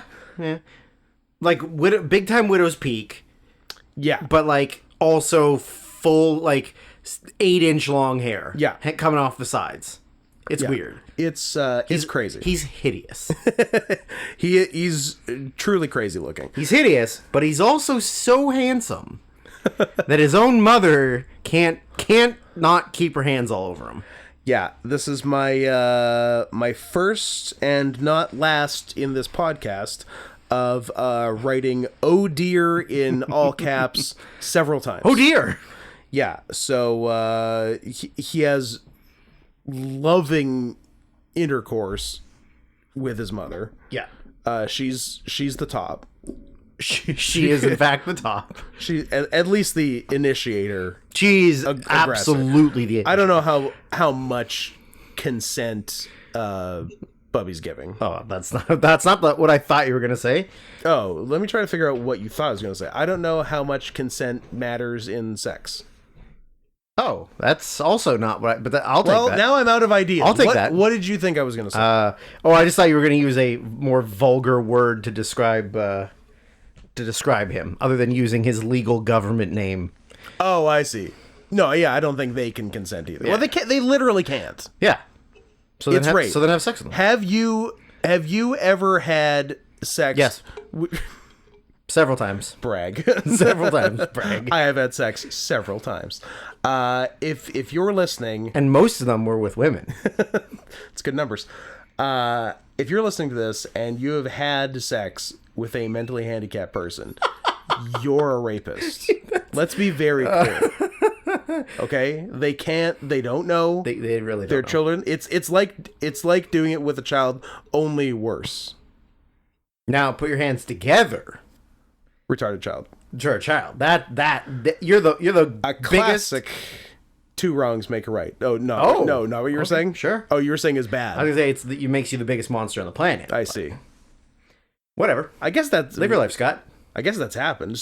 Absolutely, Surely that's happened. It's probably happening right now. It is absolutely happening right now. Right this second. Downstairs. Downstairs, upstairs, and downstairs. What? Oh, after intercourse, Mom makes him a nice breakfast. A delicious, healthy, nutritious meal Of sugar milk bread. of sugar milk bread. Just a piece of white bread, Just all the white foods. 30 scoops of sugar. Yeah. And then top it off with some whole milk. Yeah, gotta go whole. Gotta go whole. 3.25. I like thick milk. homogenous. I like a thick I like milk. to chew my milk. I like real thick, chewy, beefy milk. I think I might move. I've been a 1% man as long as I can remember. You're missing out, man. What are you? Are you I'm doing? 3.25. Oh, really? I'm a 3.75. I put more milk in it. You put More a bit- homogenized. You put a bit of cream in I your put some cream in my milk. homogenized milk. I like that move. I do respect that. But I probably drink more milk than you. I don't know. Yeah, I don't go about drinking milk, but I do have a lot of cereal. Yeah, I'm drinking milk. Okay. Although I haven't lately because of the mucus situation. Yeah, that doesn't help. Yeah, I've been off milk for a bit. And you know what? I don't feel whole. Do your bones feel brittle? My bones do feel brittle. I feel like you could just like take my arm and snap it. I would right now. love to. It's funny that you drink milk, but you've broken your arm 30 times? So many times. 45 times? Yeah. What I guess I got to drink more milk. Gotta drink more milk. Gotta up the percentage. Find a 7% and drink that. I should just drink coffee. You should just suck it out of a cow. Make sure you find one that's got horns. That's the real cow. a big buff brown one with horns. Yeah, that's where you need to get it from. Get sucking. Yeah. Don't worry that there's Get sucking. Don't worry that there's only one teat on the udder. It's one udder, that's all. And that the udder is balls. And is like 16 inches long. Don't let that throw you. Get your whole mouth around it. Get sucking. Yeah. Gross. Oh, I don't. I wrote originally like, oh, don't give him a cat. Please don't give him that cat. Yeah, so he's got a cat. I believe it's named Cat. It's named Cat. I don't like how he's treating it. I don't like the way he's handling that cat. His hands are in a bad place. Yeah, no, a lot of grabbing, a lot of yanking. Yeah, a lot of not friendly play. Yeah, and then a lot of saran wrapping. Yeah. I guess cling wrapping Cling in wrap in Australia. Australia. I know it's cling wrap in on the island of Britain, but so I assume that extends to the colonies. Well, except for we're a colony. I don't call it cling wrap. We're not a colony anymore. We haven't been a colony since 1984. yeah. Which it's funny that we technically were for that long. I know, right? Yeah. you think like, well, I guess like during the World Wars we were like automatically in. Yeah. We didn't get a choice. But like basically yeah. up to the early 80s, like I think the Queen could like shut us down if she wanted. She's like, no more Canada. Well, yeah, she definitely got more of a say in our politics, right? Yeah. Yeah, he does some awful things to that cat. And then we have a dead saran wrapped cat, and I'm looking at the cat and I'm like, that's a real dead cat. Yeah. And it is. Yeah, the feral cat that is killed in the movie was quote unquote killed humanely by a vet and not suffocated as depicted in the movie. Yeah, I the get- same cat was used both when it was alive and after it had been put to sleep. I feel like that's a real wake and fright kangaroos situation where they're like, no, we shot them humanely. We definitely didn't actually Yeah. hit them with the car. But you did kill them. Yeah, but if it's a feral cat, why you don't need to kill it? Give it Yeah. a home. Yeah. Let it live out its life. Yeah. That cat had a future. Apparently not. But not anymore. Yeah, I don't know that I need to see a dead cat. No, I didn't. Yeah. I will say that I didn't. Yeah. I could have done without. Or how about a fake dead cat? What a fake dead cat. Yeah. Kill a dog. No one cares about By that. all means, kill a dog. Entirely different conversation if this is a dog from the start. So the deal is that Mother has told Bubby that outside is poison. Poison. And whenever she goes out, she wears a gas mask. Although she goes out fairly regularly. Yeah. But it's to be implied that he has never been out. Yes. And also, it's kind of like, because the state of their home would imply that this is maybe like post-apocalyptic or like Yeah. in a dystopian future. Yeah, this I don't think there has ever been a Gayer man than you. better depiction of squalor, both physically and emotionally. Yeah. That I've ever seen than this movie. Like they live in filth.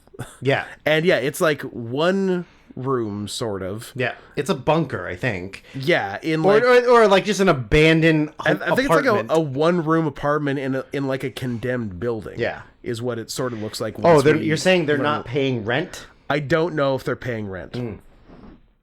So then Dad comes home after 35 years Yeah. and Papa, you're home. And then he goes, oh, look, it's my F-word son. Right? Because he says, like, what are you, you're not, or he's like, you're not a, yeah, I'm sure I wrote that. and then he said, oh, son, you're not a pufter, are you? the puffer, yeah. And then I said, No, I'm just severely mentally retarded. well, and I said, no, I'm in fact so far the opposite that I'm fucking my mom. True. That's like the opposite of being gay. You know what? It really is. Tell me something less gay than having sex than with your fucking own your mom. You can't. Yeah, I really can't. Maybe driving a monster truck. I think there's a lot of crossover in that. I think if you're a monster truck driver, you might also be fucking your mom. It's true. I mean, The two butchest things you can do. so butch. I'm such a man that I have to have sex with my mom And drive this crazy ass truck. and drive Bigfoot or a Skeletor. So then so Dad comes home. Dad's not overly nice to Bubby. Dad rails Mom. Rails mom.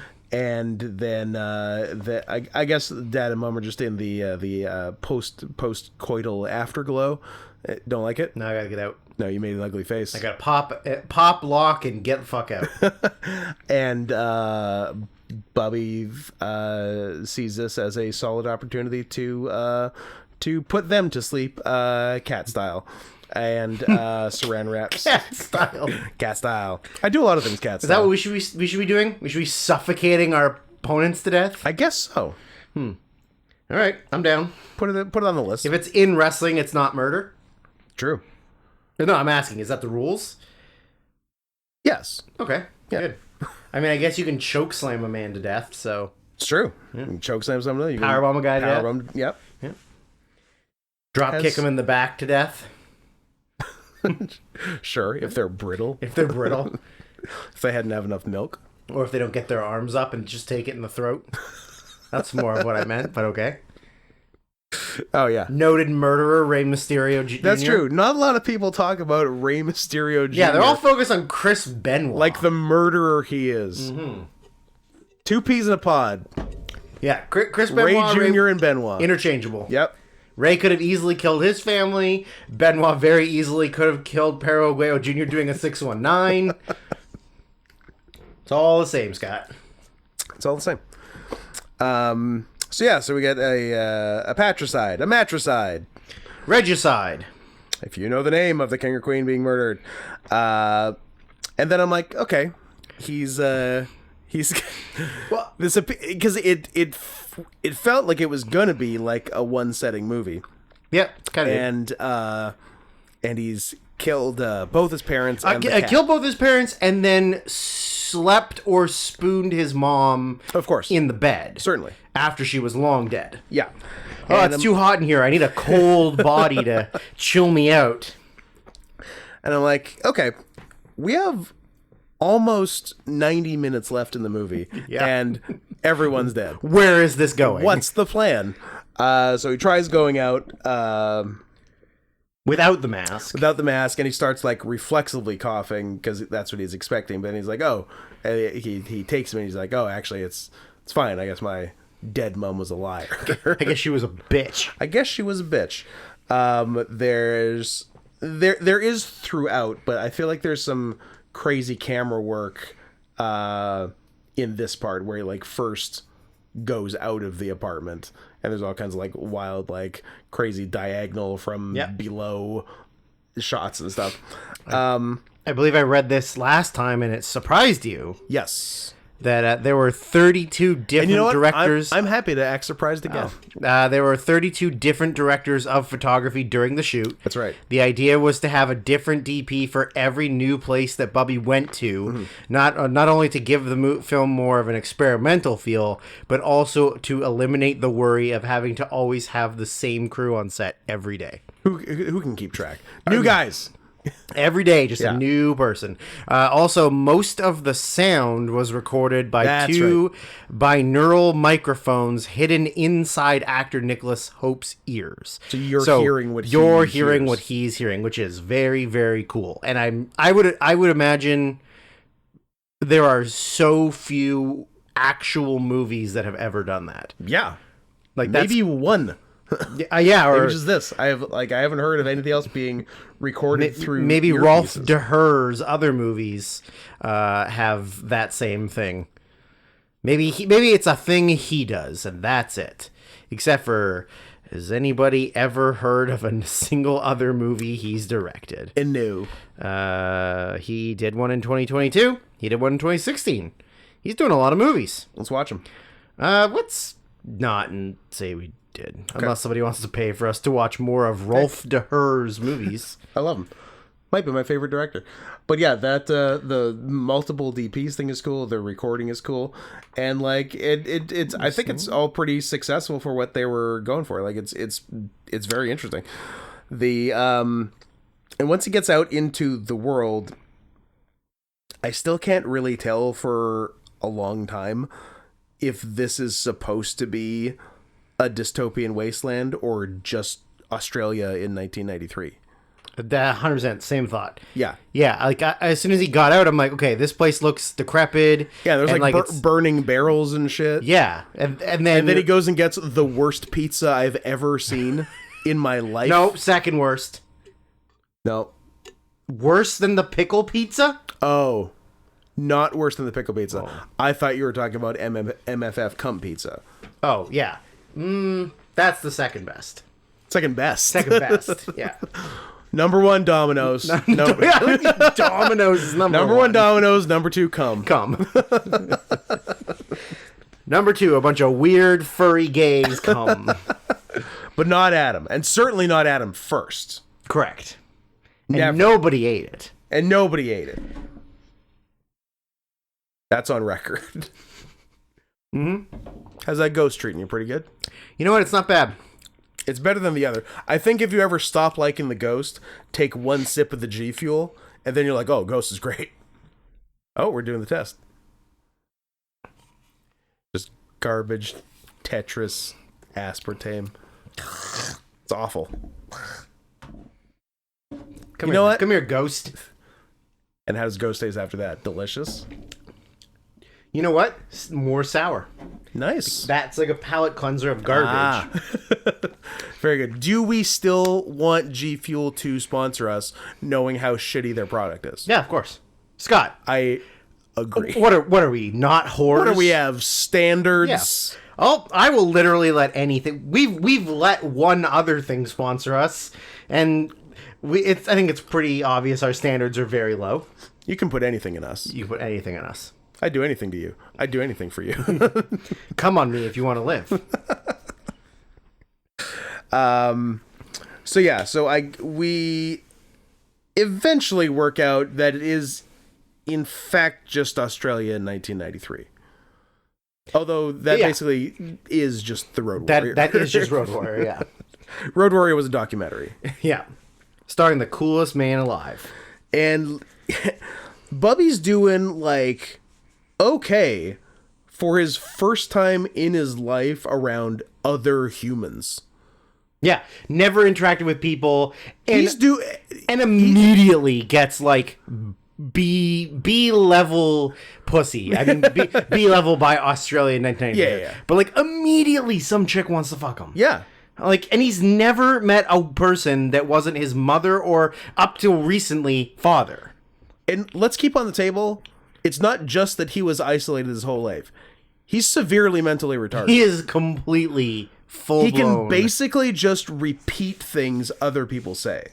Yes. Yeah. Yeah. Like he's not forming a lot of new stuff. He has no education. Yeah. He can't read. No. But that's not much of a stand. Like how much of Australia could read in the early 90s? How much of Australia can read now? True. I bet you it's a closer percentage than you think. Yeah. Can't even watch pornography in Australia. No, can't even play Mortal Kombat. Can't even play Mortal Kombat. Ultimate Mortal Kombat 3. Can't. The best one. Against the rules. No, Noob Saibot. Noob Cybot. Smoke. The Smoky robot. Smoke was terrible. And sometimes a robot, sometimes a ninja. Yeah, because I think he was also like he was along the lines of Scorpion and Sub-Zero. But there's like one of the games Reptile. where they decided they were all robots. I think Yeah. it's fucking bullshit. It's dumb. Get out of here. 1990. Just do more. Do an entire game based around animalities. Now you're talking. I mean, that's a I'm game. surprised they haven't, to be honest. I mean, that's sort of Bloody Roar, I guess. Yeah. Oh, Bloody Roar. That was Sick. that was a fun fucking game. Yeah. I'm gonna look it up while you keep talking. I insist you do. There was that many of them. Bloody Roars? Yeah. How many? Well, I would have guessed 2. At least 4. That's more than I thought. That's crazy. I thought there was, 2. Wolf, rabbit, lion, tiger, cat, mole, ugh. Insect, leopard, bat, chameleon, Karma Chameleon. karma chameleon, another tiger, Multi-tiger? They know where their bread's a buttered. chimera, an iron mole. What the fuck is that? More than one mole? And one, They went all in on mole? and just one called the unborn. Well, I don't like that at all. Is it a fetus? That's an interest. Like, all animals and a fetus. It's probably some, like, devil-y thing or something. The mythology. Okay, cool, whatever. Just show me the unborn. It's like a mecha Streisand type thing. Yeah, it's like I couldn't even tell you what the fuck it is. It looks like a mecha Pokemon. Okay. Um, yeah, it's possesses the powers of Tabula of the Thousand Beasts. Makes sense. So it's a combination of everything, but also kind of mecha. But also a robot. Yeah, it's weird. I don't know. Like Smoke in Ultimate MK3. Like Smoke and Ultimate MK3. Man, I wonder... Anyways, continue with your train of thought or whatever the fuck you were doing. Go do whatever you were doing.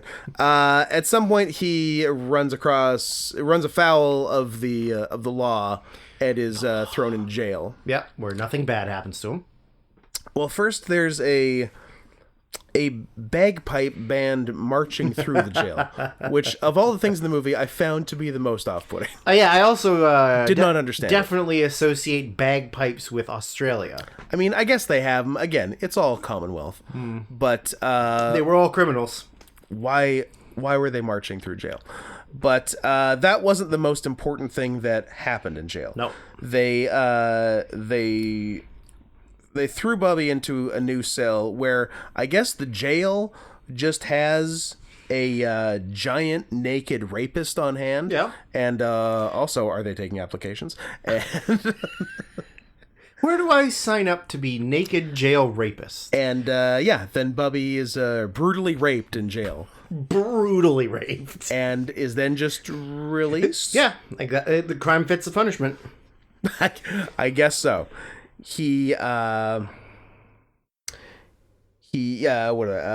People besides the whole jail rape, people on the whole are very nice In the to hole. him. People are in the hole. Yeah. Yeah. Yeah, people are very nice to him, and like I feel like he would have it wouldn't have gone as well as it did for him in some of these scenarios. Yeah. Because he's obviously a weird guy who can barely communicate. Sometimes he says the wrong thing or whatever. And I feel like with a different streak of luck, he would have gotten murdered. Or at least, like, beaten the fuck up. Like, Yeah. curb stomped. Yeah. Romper stompered. Yeah, definitely romper stompered. Then we kill more cats. Mm-hmm. Come on. Just finds a street kitten, and he's like, you know what? One's not enough. Two's the right number. No, he didn't kill some street toughs. Killed the second cat, Oh. and he like chased them off, and then just like held the dead cat. Oh, yeah. Yeah, So, he only likes dead cats? yeah. Well, we better never meet him then. You better keep Bubby away from me. Also, what a name, Bubby. Maybe it's short for Bubbla. Maybe he's a Jewish grandmother. Maybe. Reggie. Bubbla. Don't you bubble me! I'm an actor. I'm a fucking actor. So he finds his way to sort of a mental hospital. Yeah, I guess. I think he gets put into it. I think doesn't so. he? Yeah. The police catch up to him again. They're like, and they're like, "Wait, why okay, did we but- let you go?" They're like, you probably shouldn't be. You're a monster. You probably shouldn't be in society. Yeah. How did we slip up on that one? So he goes there, strikes up a friendship with a Phoebe. a woman who, for real, has like Cerebral palsy. severe cerebral palsy, and For like, realsies. yeah, like my I have Sister.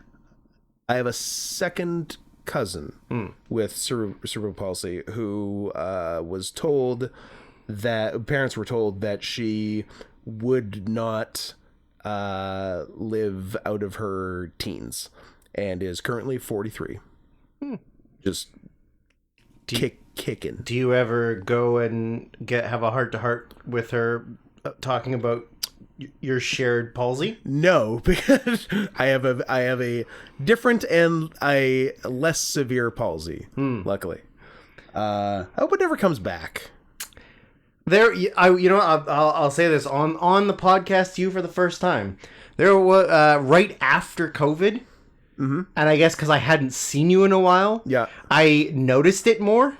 You just And then I was like, my mouth isn't I symmetrical. was like, oh no, he's got it again. And No, I'm like, it's- how do I say it to him? But then obviously, since spending time with you that's again, just how it is. right? Yeah, but right after COVID, Yeah. like it was so noticeable to me. Oh, yeah. because I hadn't seen you in so long. Right. That I was like, oh, is this his way of hiding it from all of us? That he's like, no, I don't have it. No, I'm fine. I got it from sex with women. Lots of women. so many. So many women. No, but yeah, Because like your eye opens slightly less than the other one. slightly like less. Very and slightly less. I feel like when I talk, my mouth isn't symmetrical. Yeah, a little bit. Like it on, yeah, because the left side was the paralyzed side, and yeah, like I feel like my mouth doesn't open as wide when I talk on the left side as Yeah, a little bit. as the right. But I mean, by no means are you Jim Ross. Like, it's not like people If it's look at you and they're like, whoa, look at this freak. yeah, if it's never worse than this, Yeah. fine. I can live with this forever. Yeah. I just don't want to like actually have half of my face paralyzed Yeah. again. I do also notice it a little bit more when you're tired.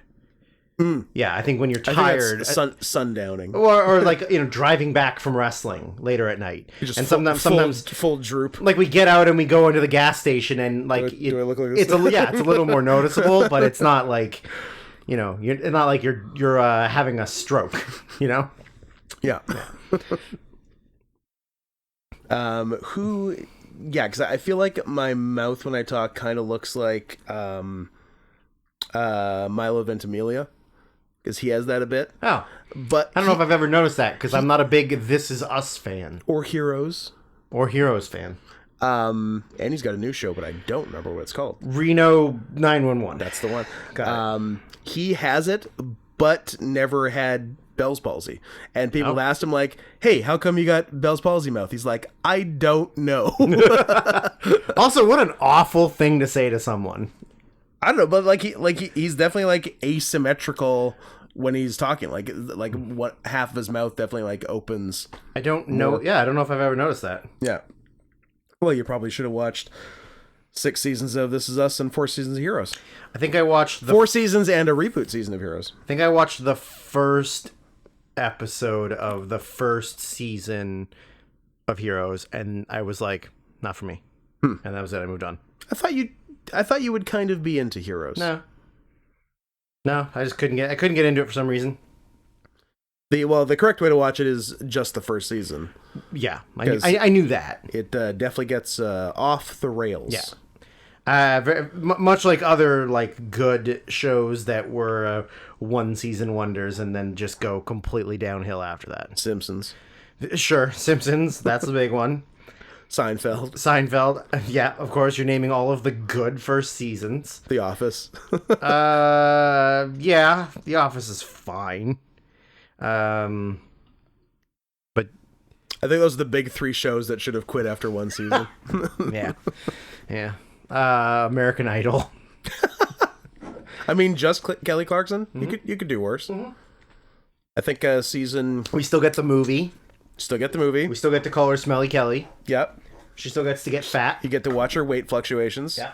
Fun. That's pretty good. Do we know Chance the Rapper is a judge on The Voice now? Yeah, maybe. What's going on there? Yeah, I think I knew that. Because everybody else has quit. I was shocked by that news. And now, is Reba in it now? I'm Reba. I'm Reba. Maybe, I don't know. I think she's the new one that they're doing. Because Or it's just her in blackface, and I thought it was Chance the Rapper. it's her, Chance the Rapper, Niall Horan. What? Yeah. He must be someone in a band. And Kelly Clarkson. He's one of the One Direction. Is he an guys. Imagine Dragon? No, he's one of the lesser known, I think, members of One Direction. He's Harry Styles' gay friend. Yes. Nice. Yes. Can Harry Styles Suck his own dick? Maybe. can he knock it off? Why? He's too gay for you? No, Or he's no, too no. gender fluid for you? No, but he's not. Uh, He just acts like he just cosplays. yeah, that's clout. It's 100% clout. Stop it. Also, he was in one of the worst movies I saw last year. Oh, don't worry, darling. Yeah. Yeah, he. I would like him to stop it. Yeah. Stop wearing dresses on magazine covers. He and Sam Smith both need to cut it out. Sam Smith, I think Sam Smith is like going through some shit. Yeah, I think so. 'Cause, like he's always been like a sad man. I think he got diddled. He got Vince McMahon when he was a child. Yeah, He got Tim Roth when he was a child. like I'm annoyed by Sam Smith, but I forgive it a little more. But like Harry Styles can just stop it. yeah. Have you seen that? No one's impressed, Harry. There's a new interview with Sam Smith where they ask them about, oh, I hear you really like fishing. Like you love, oh yeah, I love fishing. But PHISH-ing, and he just likes scamming people on the internet. Okay. And they, at several times, the interviewers bring up, did you ever want to be a fisherman? And he, without, like, just in passing, like, not, he doesn't focus on it, doesn't stop on it, just continues through a sentence, refers to it as fisher them multiple times. No. Multiple times. Like 3 times. Fisher them. Oh, I would love to be a fisher them when I'm done with my music career. Just out on the ocean, out on the lake fishing. Yeah, I mean, like, that's something that as a child I always wanted to be a fisher them. Like, oh, as a child, you wanted to be a fisher them. I would like to go on record that I am no longer forgiving of Sam Smith. And I am also mad at Sam Smith. Oh, we can watch it later, and it's going to make you so much angrier than... Like, I'm not doing it justice. I'm already pretty mad. He's also so fat. Yeah, he is pretty fat, right? So fat. He used to be so skinny. He was a waif. Yeah, and now he's just a big old chonker. He's a chode. He's Kelly Clarksoning. Yeah, he really is. He really is. Yeah, he looks horrible. He's got tits. That's why he wears ridiculous costumes to hide it. He just wears like full hoop dresses now, so you can't see how fat he is. It's like wearing a muumuu, but for women. Oh, just so fucking chonky. That's not even the best one. But yeah, anyways, continue. I was hoping you were finding me a good one. I mean, this one's pretty good, I guess. I think I might write down Fat Sam Smith for later. Fat Sam Smith. Oh, it's not even on the article. You guys suck. I mean, that one's pretty good. Man, he looks like a backyarder we wrestled with. Yeah, he has the build of... He has a familiar build, but I can't place it. Yeah, I know. I definitely yesterday had a very big crisis moment where there's a customer that comes into the place I can't mention. Sure. Which you definitely haven't mentioned like 4 times by accident at this point.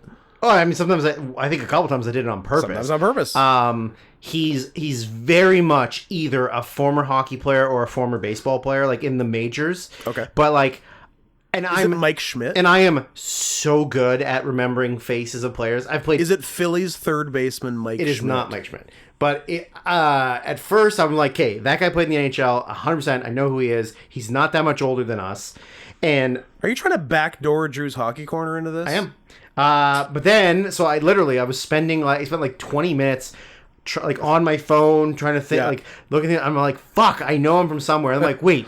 Maybe he was a Blue Jays player for a while. And I'm like, shit, I think he's a baseball player. Is it Pat Borders? So then I'm going through, scanning through all these things. And I'm like... World Series MVP Pat Borders? It is not. It's Rod Beck. Nice. No, he's dead. And I still, to this moment, I can't remember who it is, but I know he's a baseball player, and he played for the Blue Jays. And I went through, the Blue Jays rosters of, every year. Yeah. But I was like... Fuck, I can't. So then I'm like, hey, Googling, former baseball player, olive skin, small eyebrows, bald. I'm just trying to get every detail I could into, and it gave me nothing. And I literally can't figure it out. And it was driving me nuts yesterday. Is it mid-90s, 400 batting average, take a run adder, John Olerud? It was not John Olerud. I know what John Olerud looks like. Well, that's all the baseball and hockey players I know. So you're on your own. I really, really couldn't figure it out, and it drove me nuts. And I'm next time I see him in the store, I think I'm just gonna ask him. You play baseball? Like, yeah, and then he'll tell me his name, and I'll be happy about it. Did he try to sell you McCain Fruit Punch? Because if so, it might be Roberto Alomar. Somebody else at work said Roberto Alomar. I'm like, you obviously don't know who Roberto Alomar is. Also, I think he got canceled last year. Did he? I think. I think was he anti-vaxxy or was he or did something like or did that. he rape a child? No. Which are apparently equally bad things. Oh, that is interesting. Yeah. I think we've sort of just gone binary on good bad, and like if you have a bad, like if you go on a bad date with someone, that's one equivalent to like being anti-vax and also to being a serial rapist. I'm gonna tell you, and you're gonna laugh. Apparently, he was sued by at least 4 women, including his ex-wife, Okay. for allegedly exposing them to HIV. Oh! He was in a relationship with a professional tennis player who has claimed that Alomar exposed her to HIV. And then the lawyer for his ex-wife also stated that he paid her $4 million in a settlement To shut up about to the HIV. her, the ex-girlfriend, and 2 other women. So I guess he's got the HIV. Which he got from having sex with women. Other women. With all women, yeah. Women. Scott, you can only get it from sex Is he with on women. an all-women diet? He's on an all-women diet. You can only get... That's a little-known fact. You can only get AIDS from women? You can only get AIDS from sex with women. You can share all the needles want. You can raw dog it with men. Yeah. But sex with women gives you HIV. Be careful. Especially if you read a book written by either Magic Johnson or Roberto Alomar. Hey, to our 3 straight male listeners out there, be careful. Be careful out there, guys. It's a jungle. It is. It's a jungle in those pussies. It really is. So Bubby makes friends with a girl with cerebral palsy, and so he's sort like I interpreted him to be sort of magic. You less so. Yeah. In that it seems like he can speak disabled. Like she makes cerebral palsy noises at him, and he tells the nurse what she's saying. Yeah. And I took that as literal. You did not. I took that as he's mentally challenged, and he is... But I thought he was like No, I think he's just... He's not the magic retard. He's not the magic retard. He's not a Green Mile. He's not a Green Mile. He just is making up bullshit to go along with the gibberish. Like, she's saying gibberish stuff, and he going, oh, she's saying this. And it's like, how the fuck are you going to prove that? You can't. He's just making shit up. It is tough to prove a negative. Yeah. It would hold up in court. Sorry, not to get back on the previous train that we were on. Sure. But noted heterosexual Magic Johnson. Speaking? His son... Magic Johnson Jr. Is very openly gay. Yes. And have you seen him recently? No. Is he real gay? Is he real fat? What's his deal? Oh dear. That's a human being. So he's had a bunch of weird surgery? Yeah. Oh yeah, Botoxes and triple got a 3rd chin added. You got a 3T scrote? 3T scrote. He looks insane. Absurd. Not real. Damn. Is he now important behind the scenes podcast question? Does that picture supplant Fat Sam Smith? This one's meaner, I think. Or do we just do one for each part and I don't even need to worry about part 2 anymore? I guess if you want. Yeah, sure. They're both good pictures. They're both good pictures. I feel like the Sam Smith one is more warranted, though, and this one's just being mean. Yeah, I'm okay with that. Okay, sure. I have already made my peace with that. Irv Jr. I'll make a note. Irv Jr.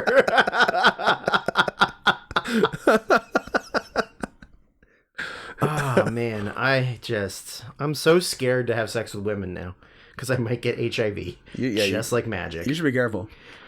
You should be careful what moms you let blow you a block away from here. I should. What moms with adult children? Adult children. So yeah, I think he's just making up BS. I don't think he's actually communicating her feelings and thoughts. I guess I'm the optimist here. Maybe.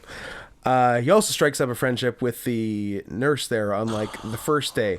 And I don't know how professional this nurse is. I don't either. I don't know if she's doing a good job. I don't think so. Because she shows him her big fat tits Yeah, her milkers. so fast. Yep. Also, there's a lot of fat tits in this There's a movie. lot of fat tits in this movie. But also his mom had big fat milkers. Yeah. And then the other girl earlier on wants to fuck him. Yep. And she doesn't have big tits. And he's like, even though she's probably the prettiest one in the movie, but it's by default. Sure. And he's like, no attractive girl with small boobs. I want No time. I want someone that looks like my mom. Absolutely. And that's what he gets. You go with what you know. So they sort of get into a relationship. She takes him to a party at one point Yep. where there's like two again like attractive 90s Australian attractive women. 90s Australian attractive girls like just waiting in the bedroom to fuck him, which I believe would make both of them rapists because he's cannot consent. retarded. Doesn't do it because he's loyal to his fat nurse. Mm-hmm. She takes him home to meet her parents in a very funny scene. Yep. Because her dad is super mean. Yep. Where They're like upscale. They're not necessarily rich, but they're upper middle. they're upper middle. They're well off. Yeah. And yeah, dad is just a dick. He's like, her dad yelling at her mom about her in front of her at the table. She's a fat slut. It really got me. Really got me. Very, probably funniest line in the movie. Yeah. Oh yeah, I agree. Yeah. So that was all great. And then, odd and unexpected happy question mark ending. He somehow is poison sperm is able to procreate. Yep. Knocks up fat nurse. Yep. They have a kid, live happily ever after. Yeah. Not what I was expecting. Yeah. Also, the first of two movies that the ending is unexpected babies. Yes. Yeah. And that concludes our first movie. Well, the rest of the trivia that I yeah, had you got really stuff. quickly was the original idea from director Rolf Deher was that the first half of the movie would be shot with Bubby's entire left side of his face like matted out black, and the second half of the movie his right side of the face to be matted out black, so that the viewer would feel claustrophobic. And that when finally Bubby goes outside the picture, outside of the thing, that he would be expanded into full widescreen. So, like, they were going to black out half of his face during the beginning of the movie to make people feel like he was trapped inside the bunker. You know, Rolf, But somebody told him it was a bad idea. Rolf, you can sometimes get too experimental. Yes. I'm glad you just stuck with what you stuck with. Which is still experimental. Yeah, but it was cool. So during shooting, Rolf Deher heard a rumor that Australian government was going to legalize the death penalty. So he was outraged. Very different ending. Yeah, he was outraged that they were going to do that, so he wrote an alternative ending, which featured Bubby being arrested and hanged for his crimes. What were his crimes? Being retarded. Being retarded. But then he changed his mind and went with the ending that he originally shot. And the entire movie was shot in sequence, which is weird. You don't usually film things in sequence. Yeah. This made it easier for Bubby to mimic previous characters' dialogues since he had a chance to hear it performed before he had to do it. Yeah. Interesting. Yeah. And all the people with cerebral palsy were real people with cerebral palsy and not actors playing them. Which, because when he first met her, I was like, he's not going to fuck her, is he? He's definitely not going to fuck her. He didn't fuck her. He didn't fuck her. He did fuck everyone else in the hospital, though. And just everybody else in the fucking movie. Are you kidding me? Just plowing his way through this film. Good for him. No. We should all be so lucky as to be bad boy Bubby. Bad boy Bubby. Gross. So yeah. So that was brings Bad us Boy to Bobby. 2016's In This Corner of the World, brought to us by Taylor B. Now, Taylor B, you are lucky that this was, I believe, one of the first latecomer requests. So more money was paid for this. So it's okay, because if you had got this at the original price for this movie with a runtime of 2 hours, 9 minutes, and 41 seconds, you are pushing your goddamn luck. We would have had some words with this. Oh, what's the longest possible movie I could legally request? This one? I'll do this one. But yeah, I think I said the first time we did this, I really hope that he Googled movies that are 2 hours, 9 minutes, and some seconds, Yeah. and just saw what came up. Is there a 20959? You know what? I'm sorry. Bing, not Google. Thank you. You got to Bing it. And there is, in fact, an even longer version of this movie, which we did not see. There's an extended version called In This Corner and Other Corners of the World, which is like 248 or something, 246, 248. I can tell you. It is 160 something minutes, I think. 168 minutes. Yeah, which is the longest animated movie. We'll get to that. Don't forget, there's 4 interesting trivia things about this. Oh. And one of them was very funny. Yeah. And we'll get to that. There's a real new in town in there. So this is by the same studio who did Your Name and stuff, but not the same director, animation team, or anything. My first note is I like coins with holes in them. Also, I have autism. I like those cool old Japanese coins with like the circle coin with the square hole in it. Put a shoelace through it and carry it around like that instead of having it all bunched up in your pocket or your purse. The opening credits song is very pretty. And then so there, and this moves through time fairly quickly in the early scenes. I guess it's more through a story being told, so it's not totally literal, but it appears the main character gets child sex trafficked by a furry. Yep. The man looks like an animal. He looks like an animal, but he is in fact a man. Yeah. But he does look like some kind of like wolf man. Yeah. But that's not to be interpreted literally. Boo. I guess. But I'm always on the side of the furry child sex trafficking. Who is it? And that's child sex trafficking by furries, not the sex trafficking of furry children. Big difference. Big difference. That second one, bad. Exactly. First one, I'm fine with it. Yeah. Who cares about non-furry children? Yeah. Do what you want. Do what you want. Have your way with them. So we're in Japan. Yeah. Starts in the 30s. Starts in the early 30s. And there's an early scene where I think they go to their grandparents' house, and we just casually gloss over a ghost child living in the house. Child. But it's not a ghost, right? It's a homeless kid. Yeah. But like the way abandoned child from the city. Yeah, but like the way the kid described it's it, portrayed like a it's ghost. like, oh, it's a ghost. I'm like, oh, and we're just cool with that. There's cool ghosts. I mean, Scott, it's Japan. There's ghosts everywhere. It is Japan. Everyone's scared of ghosts. So the main girl in it is an artist, and they work that into the I don't know. I guess you can call it cinematography, even if it's an animated movie. Because there's one real cool scene where the reel, for lack of a better term, scene like changes into her painting of the scene, and it's obviously a much different style than the actual animation is drawn in, and it looked very cool. It starts in 1933, and pretty quickly we find ourselves in 1940, and I'm like, it's gonna be trouble. Yeah. I I think my note was, Hiroshima, and it's 1940. Get out of there. yeah, I was gonna say, Get yeah. out. Yeah, so they're Even though I'd already seen it, I knew it was happening. But anyways. I had not.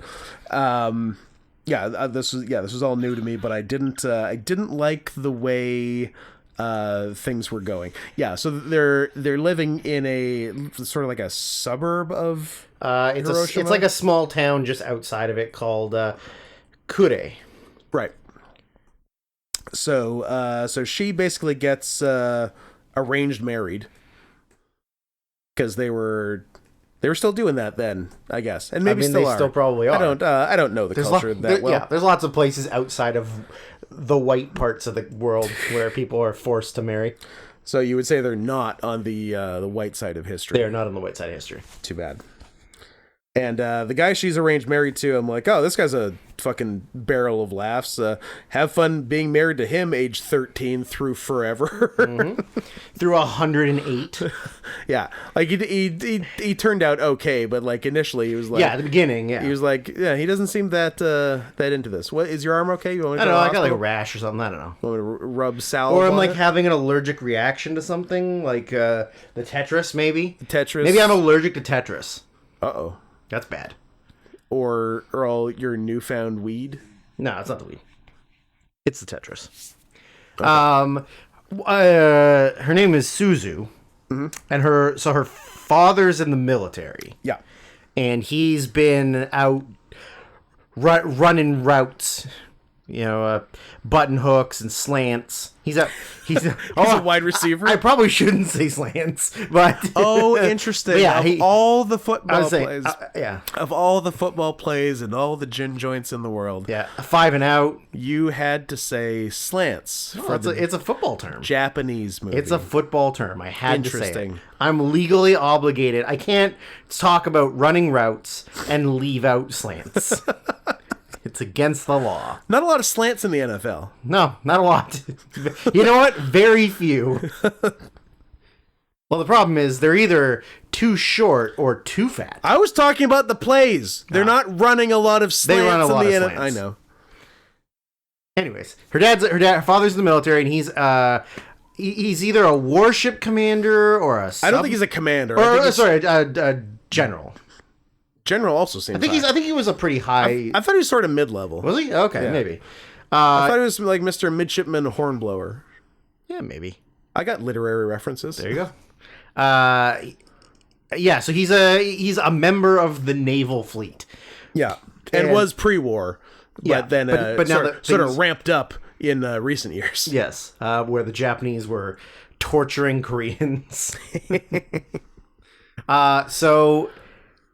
Yeah, she was writing letters to him. She's not getting letters back from him at the moment. Yeah. Things. Maybe because he's fucking busy, Suzu. Yeah, he's a little preoccupied with the fact that Japan's gonna lose themselves the war in a little while. Hey, Japan, maybe just don't do anything. Just don't do and it. you'll be okay. Or even, Or you could finish even the job. you could Finish the job. I mean, sure, finish the job, but like, you could keep doing all the bad stuff you're doing in Asia. Yeah, no and one it would've been cares. fine. Do you think anybody in the United States of America gives a fuck what you're doing to Koreans and About Chinese the people? rape of Nanking, we thought it was cool. It sounds funny. It does something. Yeah, Keep doing that. but maybe don't antagonize the bad Biggest guy, military power in the world. like the guys that are going to just completely fuck up your life. Yeah. I don't know. Although again, it's a whole butterfly effect. Because if they hadn't done that, we would have never got anime, and we wouldn't have watched this movie. we wouldn't have got anime. We wouldn't have got sex predators. we wouldn't have gotten. Might not have gotten furries. Maybe not. You know what? Maybe not. Maybe it was a good thing they bombed Pearl Harbor. I think it all worked out. I think it all. Yeah. I think you're if right. I had to do it again, if I had to do World War II Yep. over again, I'd do all of it. But again, you would finish the job. Yes, on all fronts. Should I leave? We should stop recording because that's going to get us in trouble. It isn't because oh no, I don't think I told. I just got us good boy points back on YouTube. Good. It doesn't go auto demonetize and have to review anymore because of an excellent trick I was taught from Sonics via Adam. Oh, Yeah. nice. You upload a bunch of demonetizable videos, mark them properly to not be monetized, and then it's like, oh, you're marking things properly now. Uh-huh. It's a good trick. That's crazy. Yeah. So yeah, good boy points restored. I mean, I'm gonna have to do it again because this episode, Because of the thing you just said. And we've been dropping a lot of retards this episode. a lot of retards. So I'm Yeah. interested how it goes.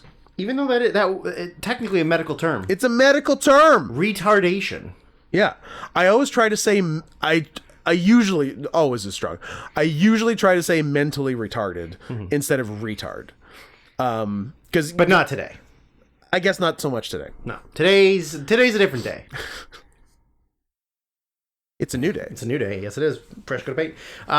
So, anyways, now that the war is really starting to escalate, they start doing food. There's food shortages. They start rationing food. And like all the fucking wartime rationing recipes suck. Yeah, they're awful.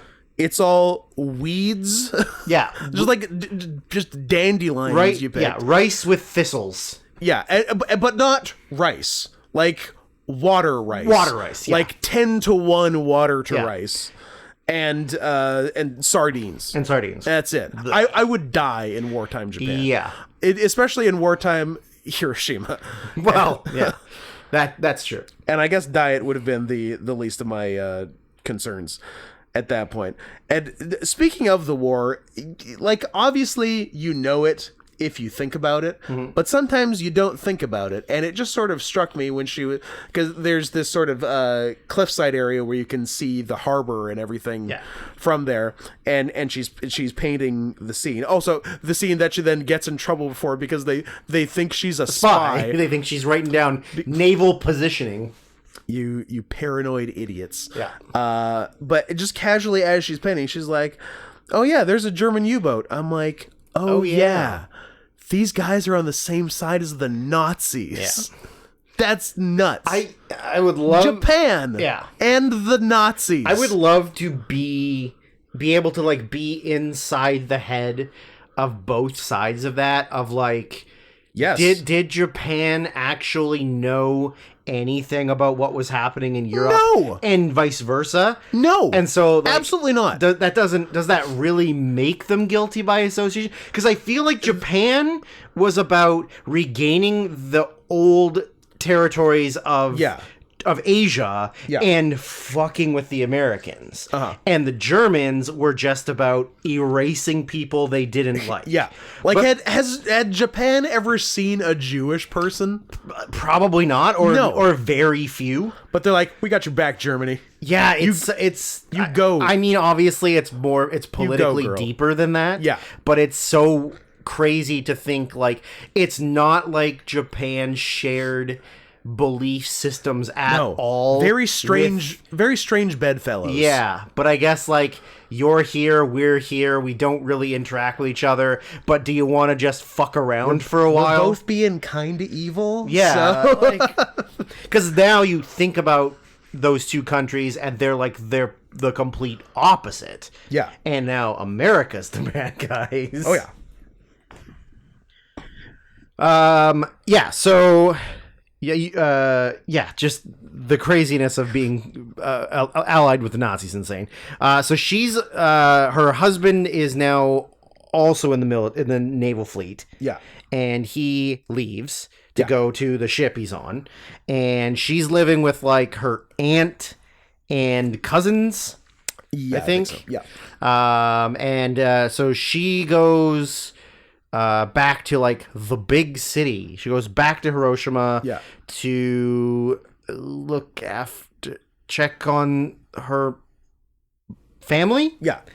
And when she's there, like that's when she sort of experiences more of like the military aspect of like the war ramping up. Yeah. And somebody literally just tells her like, hey, never come back here, as if they know what's going to happen. Yeah. That was the spy the whole time. Yes. Trying to protect her from should have paid more the attention to worst them. things that can happen to a human. Yeah, I think from there, I mean, she ends up going back. Yeah. And Then it gets pretty bleak. then it gets a little fucking depressing. Yeah, so First. yeah, so the Americans are bombing Yeah. They're just dropping regular bombs. regular bombs. Yeah. The okay ones. Yeah. The ones that are fine to drop. And yeah, so they're and And she's out walking with her niece. yeah, Or who's or little cousin or whatever. Yeah, her cousin or whatever. Yeah, who's 4. A child. And they go past this sort of cratery thing, and then she has a quick flash to wartime news, hey, craters that look like this are undetonated bombs. Yeah. And So stay away. in the time that she remembers this, the fucking bomb goes off. And Kills the cousin. obliterates the little girl. Into little pieces. Vaporizes her. Yeah. And blows Suzu's drawing arm off. Fuck. I'm like, oh, so we've blown up a little girl. So we're just doing a new Grave of the Fireflies at this point. Yeah. And yes, we are. And then, yeah, next scene, then they bomb Hiroshima. Yeah. They the bomb, the actual aftermath of the bombing is super fucking graphic. Oh, yeah.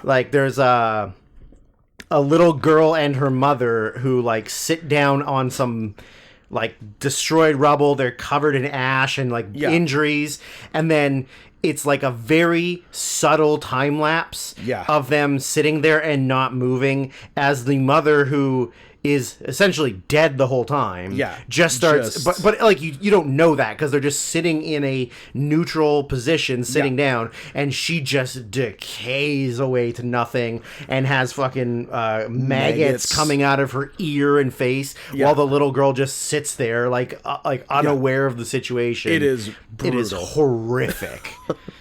Just the most depressing thing you've ever seen. Yeah. And then we sort of get the announcement the war is over, and a lot of the first before they bomb, and they're dropping all of the pamphlets, the American propaganda pamphlets. Yeah, which I always think is very funny. It's very funny. Such a catty bitch move. It's super we could be dropping bombs, but we could end this now. But we're just dropping paper to be mean. Yeah. That's the funniest part of it is you could just keep bombing until everything's gone and win the war now, but we want you to be to go against your own country and turn your backs on them. We would like all of you to betray your government. Yeah, please. That's the funny part about it. Yeah. But yeah, so after the emperor, unnamed emperor, because they're not going to say it because you can't say it. Don't think it. Don't say it. Don't think it. Say it. Hirohito's a bye-bye man type. I think so. Okay. No, I think that's actually a thing. Really? After the war or during the war, I think you weren't allowed to. I don't know. Maybe after. Right after the war, even though nothing happened to him, he was still in power for a long time, decades, and he lived for a really long time. Yeah. But whatever, who cares, right? Yeah. I think Hirohito was the regent of Japan. Nope, not the regent, because that's before. He was in power until 1989. He was the emperor of Japan until he died. 45 years post-war. That's insane. For somebody who murdered a million Americans. And the Americans were like, nah, it's cool, you can stay in charge. Pretty cool. That's fucking nuts.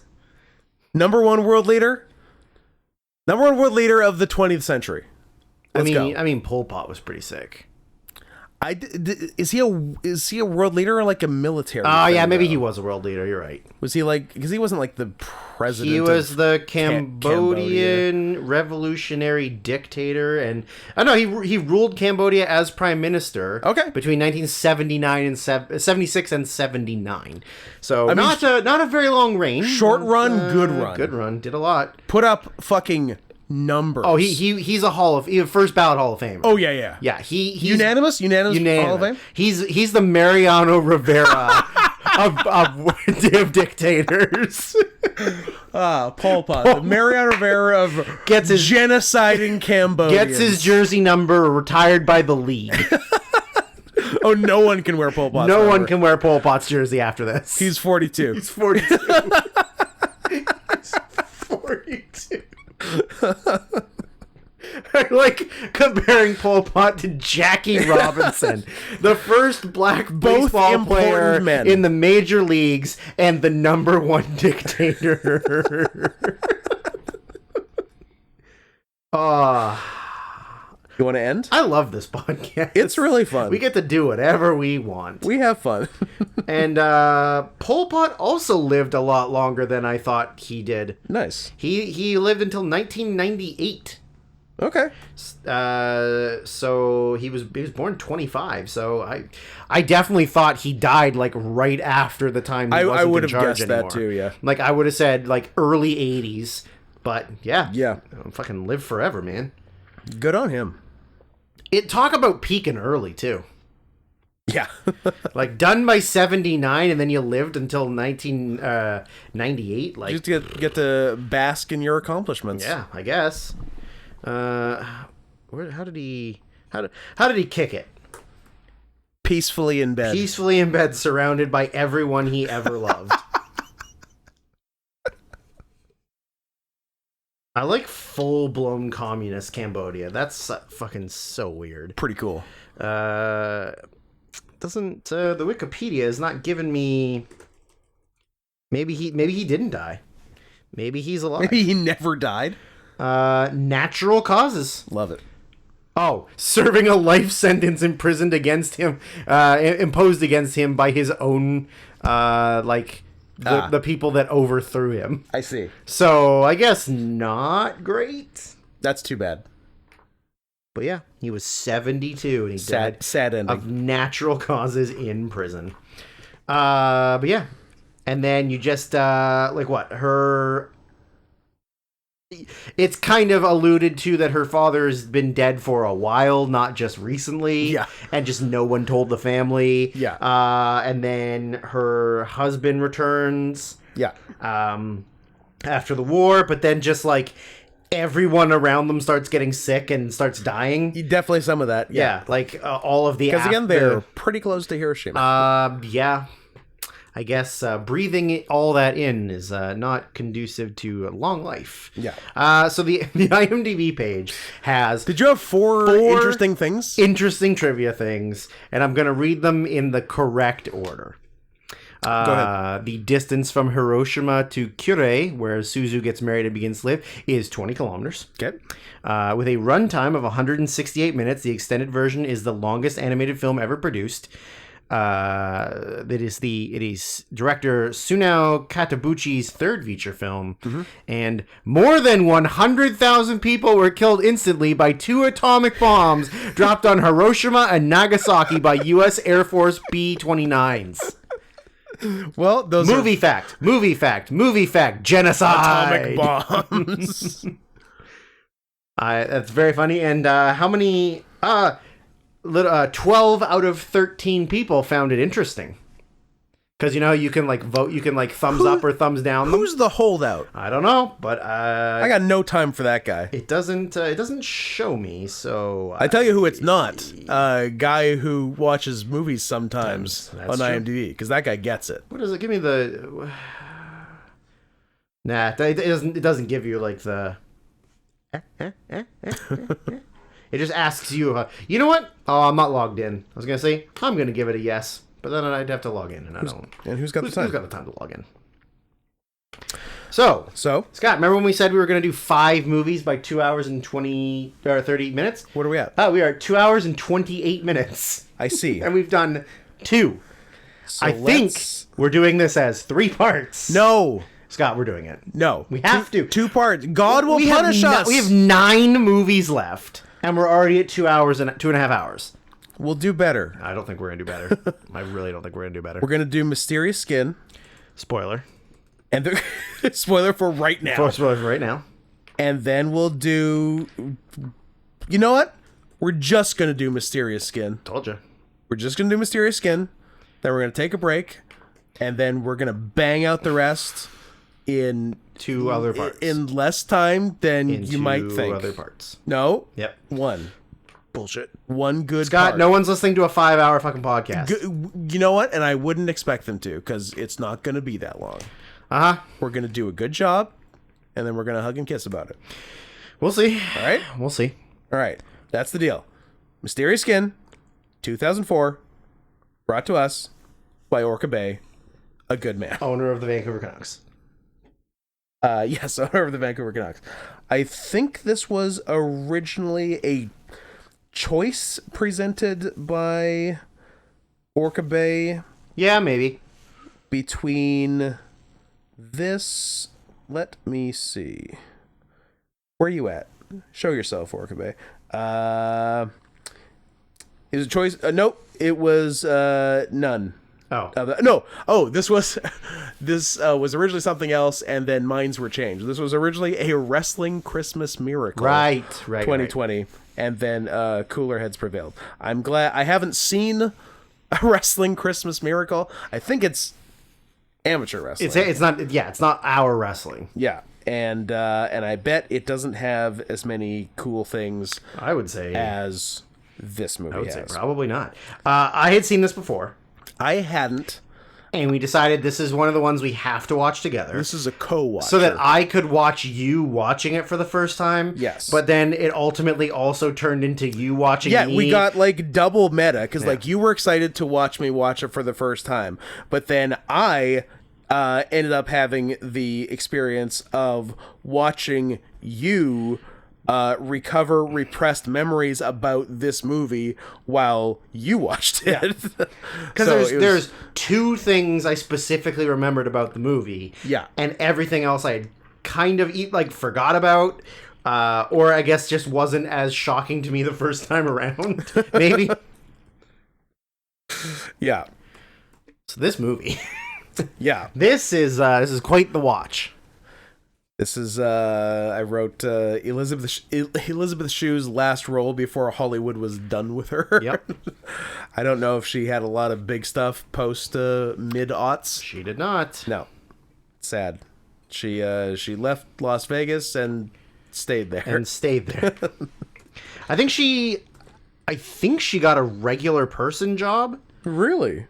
Or maybe I'm just thinking of Hamlet too. Because in Hamlet 2, she's a nurse. She just becomes a nurse. I think you might be thinking of Hamlet too. Did you know that she's a graduate of Harvard? I wonder if she went with Natalie Portman. Maybe. You do some talking. I'm going to look up. I think she did get a regular person job. Huh. Well, good for her.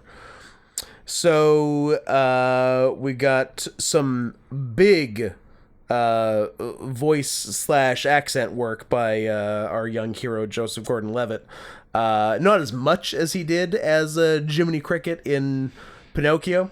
Little less jarring that, but he's a little bit southern because it's Kansas, right? It's Kansas. Yeah. So Kansas isn't really sure if it's the Midwest or the South.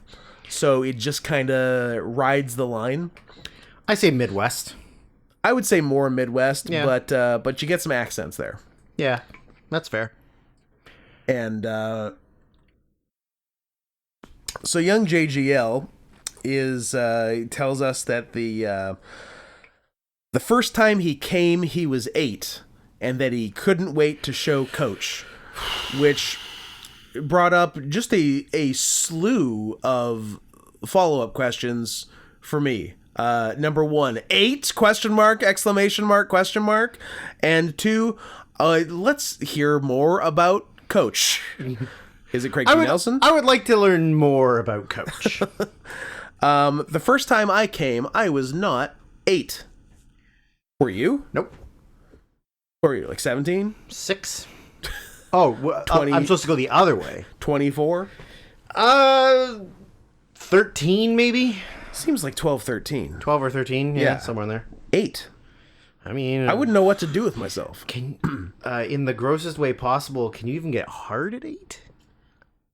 Maybe sort of, but I think that's that's the extent of it. I guess, yeah. I don't think your body. I feel like it's just a lot of unrequited boners. Maybe we should do some further research. Maybe we should talk to some young kids about boners. About boners. It's a good idea. That could be a great podcast.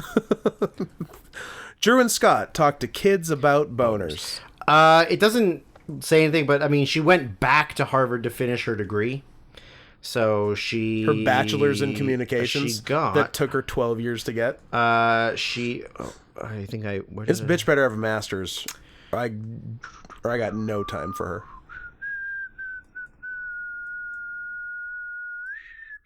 her. She graduated in June 2000, so it was before this. So maybe she got a degree in government.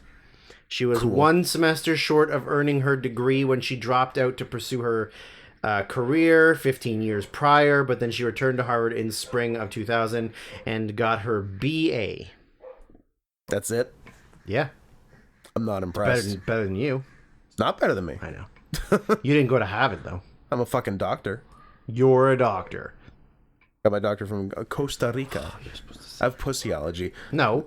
Fucking right, I'm a doctor. Whatever. Damn it, you suck. You fucking suck.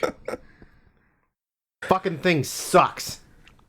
So, yeah. So I'm trying to ascertain the relationship between young Joseph and Coach, because Joseph describes himself as like he's basically known he was queer since day one. Somebody kill that dog. And those birds. I'm gonna keep talking. Which, hey, great. Good to know yourself early and often, Joseph. But like, are you going to seduce the coach, or did you luck out and the coach is already a pedophile? And then I'm like, well, he is a little league coach, so you know, the numbers are in your favor, and that was the case. Yeah, Like, an unmarried single man coaching Little League is not a pedophile. yeah. So like, so JGL is like an out and proud 8-year-old. You know what? Makes big comes. In modern day, I could see that. For sure. In 2023, I could see there being out and proud. Like, there were guys I went to high school with or grew up with that, like, you can tell, Scott.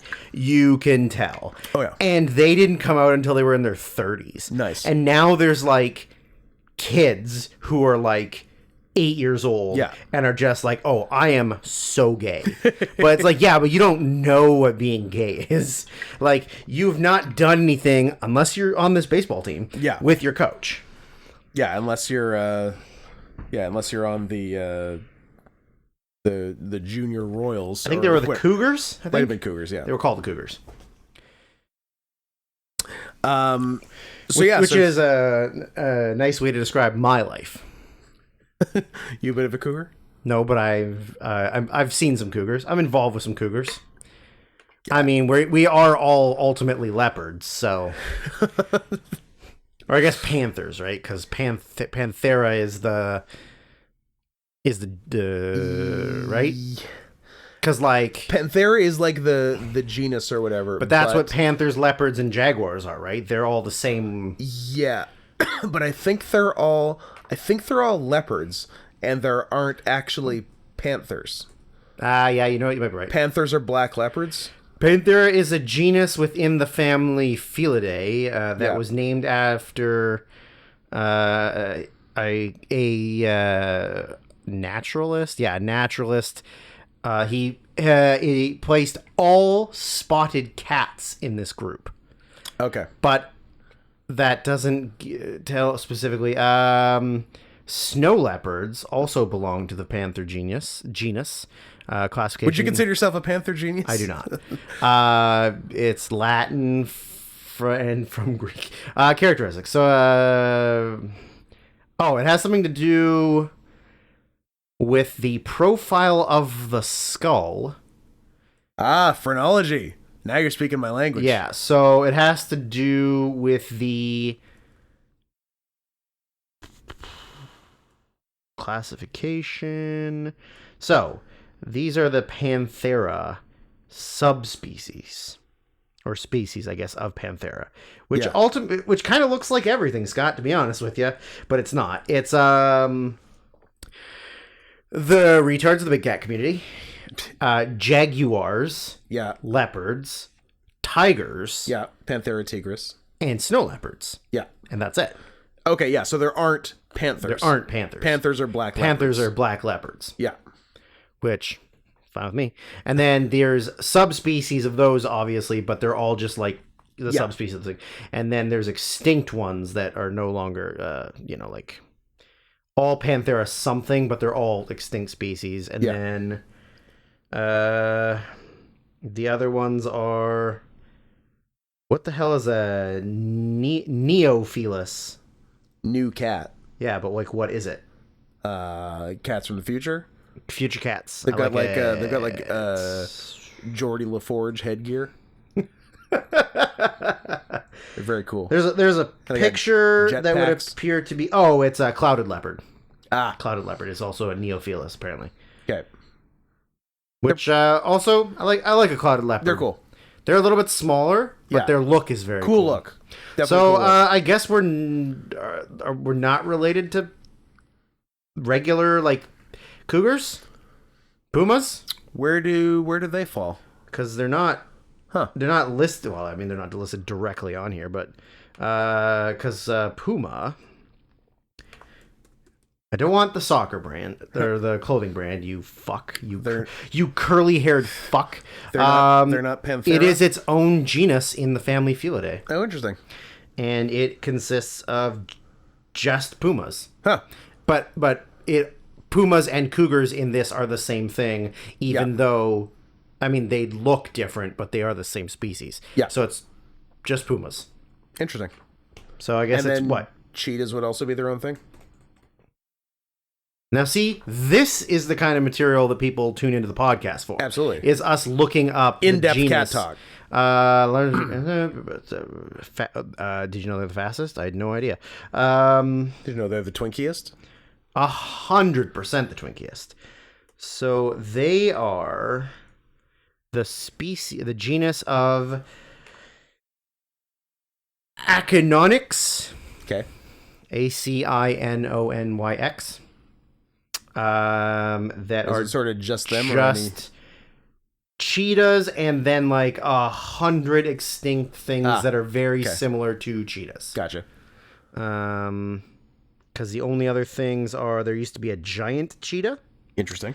And then there's like 1, 2, 3. There's 3 types of cheetahs, but they're all African.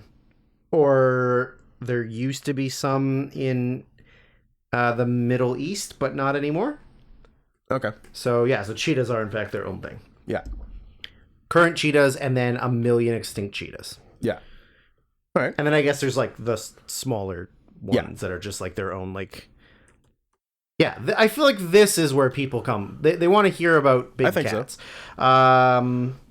And then lynx are of the genus Lynx. Easy enough. So that's lynx. Easy to keep track of. That is lynx, bobcats, Yeah. and that's it.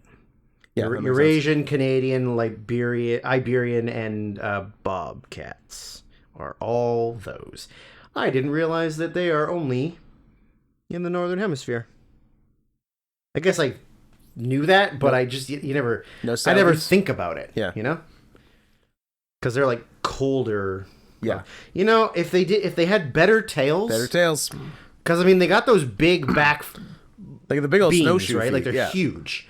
Bobcats not so much. Bobcats are kind of stupid looking. Yeah. Like I like the big, ruffly, like Yeah. pointy out and the ears. Yeah. Like I would say, Canadian. Yeah, Canadian ones are kind of like twinkish. Yeah. And Iberian ones are kind of like chody. I'm gonna have to go with the Eurasian one. Okay.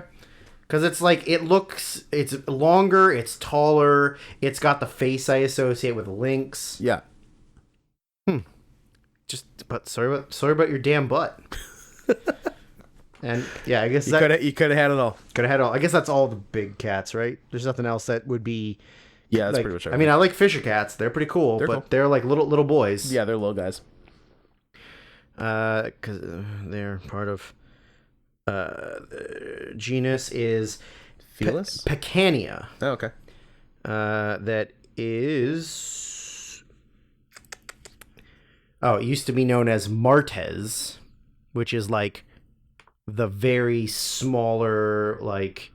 Oh, so they're closely related to like martens. Oh, weird. Which aren't even cats. Yeah, I thought it was a cat, but I guess not. I guess it's more of a weasel. Huh. Weird. Even though they're called fishers. But whatever, fisher cats. Yeah. Huh. It is misleadingly referred to as a fisher cat, Oh. even though it is not a cat. Not a cat. Well, it's got to come off the board now. I think it was like in the C tier, Well, shit. but now it's like it's off the board. It's not even a fucking cat. Nope, you're gone. Son of a bitch. Sorry, pal. Who's the other guy that's... But there is something called fishing cat, Ah, which is also known as, which is a cat okay. in the West Bengal region, like you, No. and it is often called. I guess it's just called It's often called gay by its peers. just like you. It's just a regular fishing cat, and its genus is, oh boy, what am I, a fucking doctor? Prionellurius Of course. is a genus of spotted small wild cats native to Asia. And does it have the list? It does. Leopard cat, Sunda cat, flat-headed cat, which doesn't even look like a cat, fishing cat, and rusty spotted cat. Oh, they're pretty cute. Yeah? They What are do you got? pretty cute. Oh, they are cute. Big, huge eyes, Big like ol' for their eyes. body. Yeah. But they just look like a regular house cat. Yeah. And then, But they're crazy.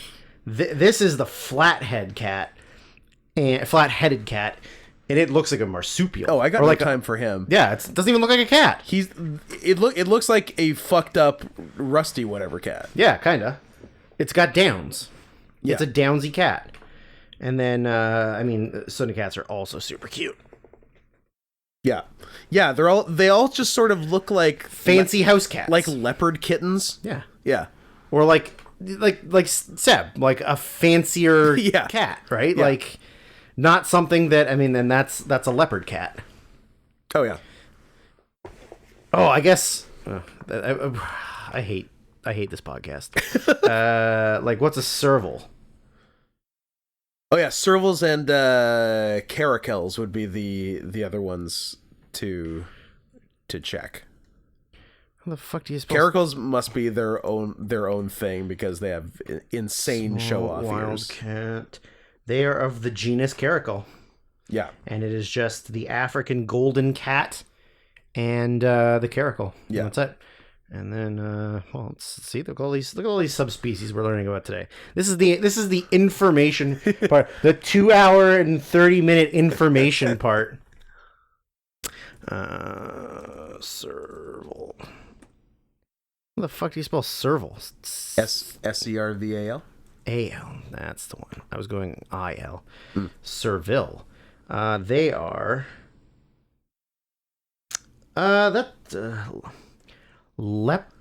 Leptilurus Okay. species that for some reason Also includes crocodiles. doesn't... Is that a real thing? Doesn't have a Wikipedia page, so I can't click on the genus, Oh. which is very strange. But it kind of looks like it's just servals. Like I'm not seeing probably anything other than a serval. Yeah. Because servals are like a weird halfway between domestic and Yeah. wild. And they're just African. Yeah. So why are we not African? I can think of so many reasons But then, not to be African. I mean, that's true. So they are sort of related. They come from the same lineage as a caracal. Okay. So like it like goes in, then breaks off into those two, and then down further is the leopards, lynxes, pumas, and whatever the fuck an Octocolobus, which is That's a cat with 8 arms. it's the palace cats. Those stupid dumb Those flat-headed silly retards. And then there's a couple that have their own separate thing, which is a marbled cat Okay. and a bay cat. A marbled cat is a Eastern Himalayan and Southeast Asian. It kind of looks like a clouded leopard. Okay. Like they must be very closely related. And a bay cat, I've never even heard of a fucking bay cat. No. Borneo bay cat. Huh. It exclusively lives on Borneo. Wow. And it looks like this. Oh, he's That's wild. I don't want to fuck with that guy. He looks fucking pissed. He's Twinkie, Twinkie, long tail, long tail. small head, Yeah. Big eyes. big paws. Yeah. Sort of orangey. And they are from the genus Catapuma. So they must be Close to. closely related, but not the same species. Yeah. They're not the same genus. Do we do them all? I think we did them all. think I we mean, did. I don't know what else. I can't think of any other cats. That's all the main ones. Now let's do bears. No, I'm just kidding. And that's been Mysterious Skin. Yeah. Moving on. So, yeah, 8-year-old Joseph Gordon-Levitt is in a consensual sexual relationship with his Little League coach. And it's not even that the coach has convinced him or like groomed him into it. Yeah. It's Joseph Gordon pursuing it. He's the initiator. He's leading the charge. He's the one that wants it bad. Which is just so the fact that somebody wrote this, somebody got money for it, somebody produced it. Well, somebody wrote and directed this, and I worry about him Yeah. because we're pretty sure this is semi, if not fully, autobiographical. Yes, it is. Now, the thing is, before, I remember we talked about this being director Greg Araki's fault. Yeah. He didn't write it. Oh, he didn't write There's it. Okay. a writer named Scott Heim who is the one that wrote it. And I guess I'm worried about Scott then. He's the one Yeah. that he grew up in Kansas. So there you go, right there. Okay. He's is he openly gay or is he secretly gay? I don't think you can write this movie and be secretly gay. He relocated to Boston in 2002 with his boyfriend. So there Nice. you go, gay. Gay. Got him. Fucking got him. Put him on blast on the pod. He's not. He's literally written 3 books. The last one being in 2008, and Or are they all about being molested? I don't know, but he's not. He has not done a whole lot. He's an editor for something called The First Time I Heard. Okay. Oh, it's music related. So he's like a I don't know, writer for some music, fucking with bad music that nobody likes. Cool. Are you a big My Bloody Valentine fan? Yes. Well, he did one on them in 2014. So Scott, pick it up. I'm not a big My Bloody...